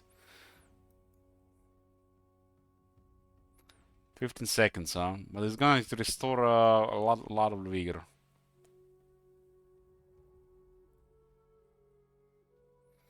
So they lowered a bunch of this Rampage stuff. This is on the Curse. This is on the Night Goblin stuff. Language of the Boys. I don't understand this. Twisted Twin. Is this the ability on that Parasite guy?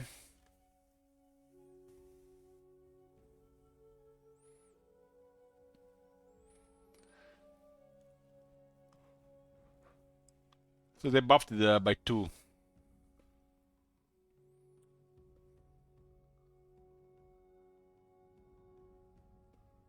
This was 35 seconds before, now it's 15 seconds. Isn't this the one from Scarbrand? Or this might have been one from Scarbrand.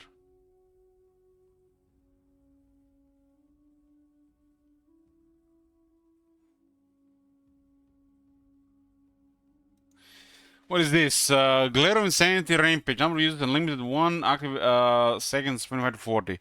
This one comes with a story. The Glare of Insanity is used by the giant boss Hydra you face during the Beast of Rama monster hunt. Originally, the ability cycled on and off during a duration the battle, causing your entire army to occasionally rampage, up to twice per unit. But in the new implementation, this resulted in a truly demented battle where your entire army was near permanently uncontrollable. Good for a laugh. It's literally half the Warhammer 3 quest battles are truly demented experiences. Especially the one with Wurzak when there are squig spawning 24/7. This now triggers just once at the start of the battle, giving you a chance to recover once your armies have slammed together in initial carnage.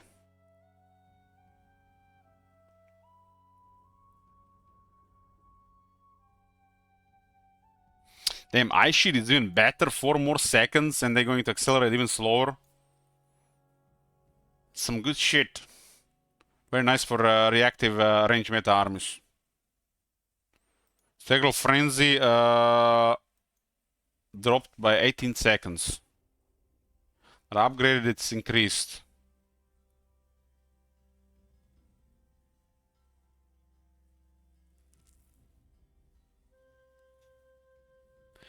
Pavane installation no longer causes rampage, but drains fatigue. But has 2 second longer duration and costs 2 more. I think this is good, it'll do more damage as well.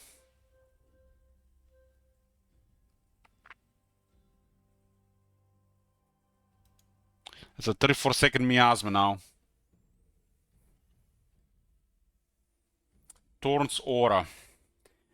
With effect are they going to increase the proper damage reflection in the game?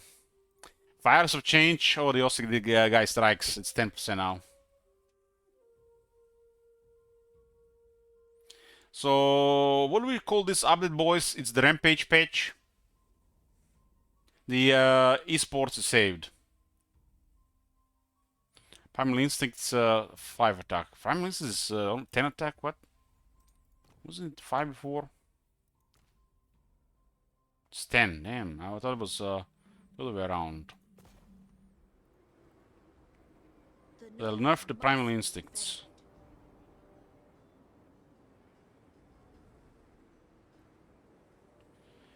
A bunch of these stuffs we rarely click on.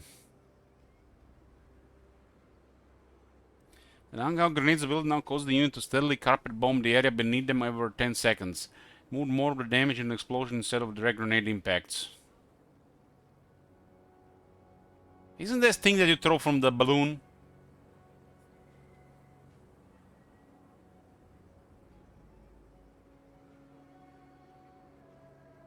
The guys for dips in those $300 roll tourneys are probably excited beyond belief. Who here, you toxic bastard? If these guys want to spend 6 months of their life doing grindy matches to, you know, get good, to earn $300, that's their right.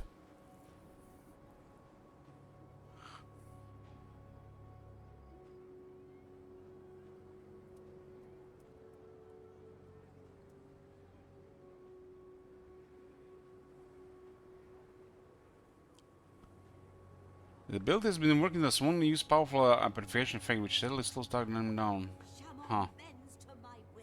Berserk Rampage has also changed a bit. There's something more.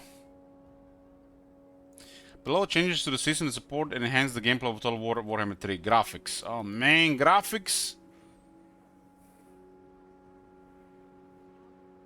Audio, UI.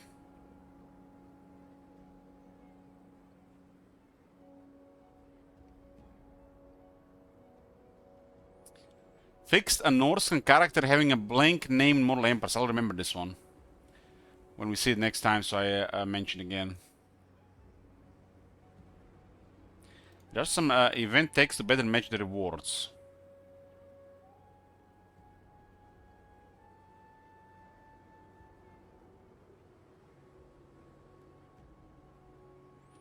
Looking forward. There we are. We've been excited to finally get this update into your hands, and we can't wait for you to jump in and try it out tomorrow. Be sure to let us know how you're feeling about this update and all things Total War over on our official channels, linked below. As for what's on the horizon for Warhammer 3, we got our sights on the Thrones of Delay as we look forward to welcoming the newest recruits from Nurgle, the Emperor, and the Dwarves with open arms. Until then, we'll be keeping a watchful eye on your feedback, engaging where we can, and dropping hotfix Warhammer 3 along the way. Take care of yourself, and we'll see you on the battlefield. The Total War team. This to me looks like a multiplayer page, boys. It's like we read so much shit about this rampage and I forgot literally everything else. Rampage this, rampage that. Duration lower here, duration change there. It's like it's all about the rampage here. It's like, couldn't they do this rampage in a hotfix or something?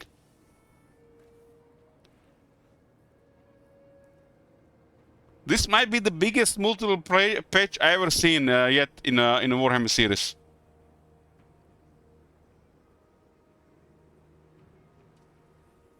Hopefully there's some ninja changes to the AI behaviors on the campaign map. And so we don't have to, you know, wait for April or May for these changes. I'm hoping there was at least a little bit meta changes on the state of the game. A little bit different AI behaviors. We'll be starting a new campaign tomorrow. Probably gonna be Kairos, but you never know.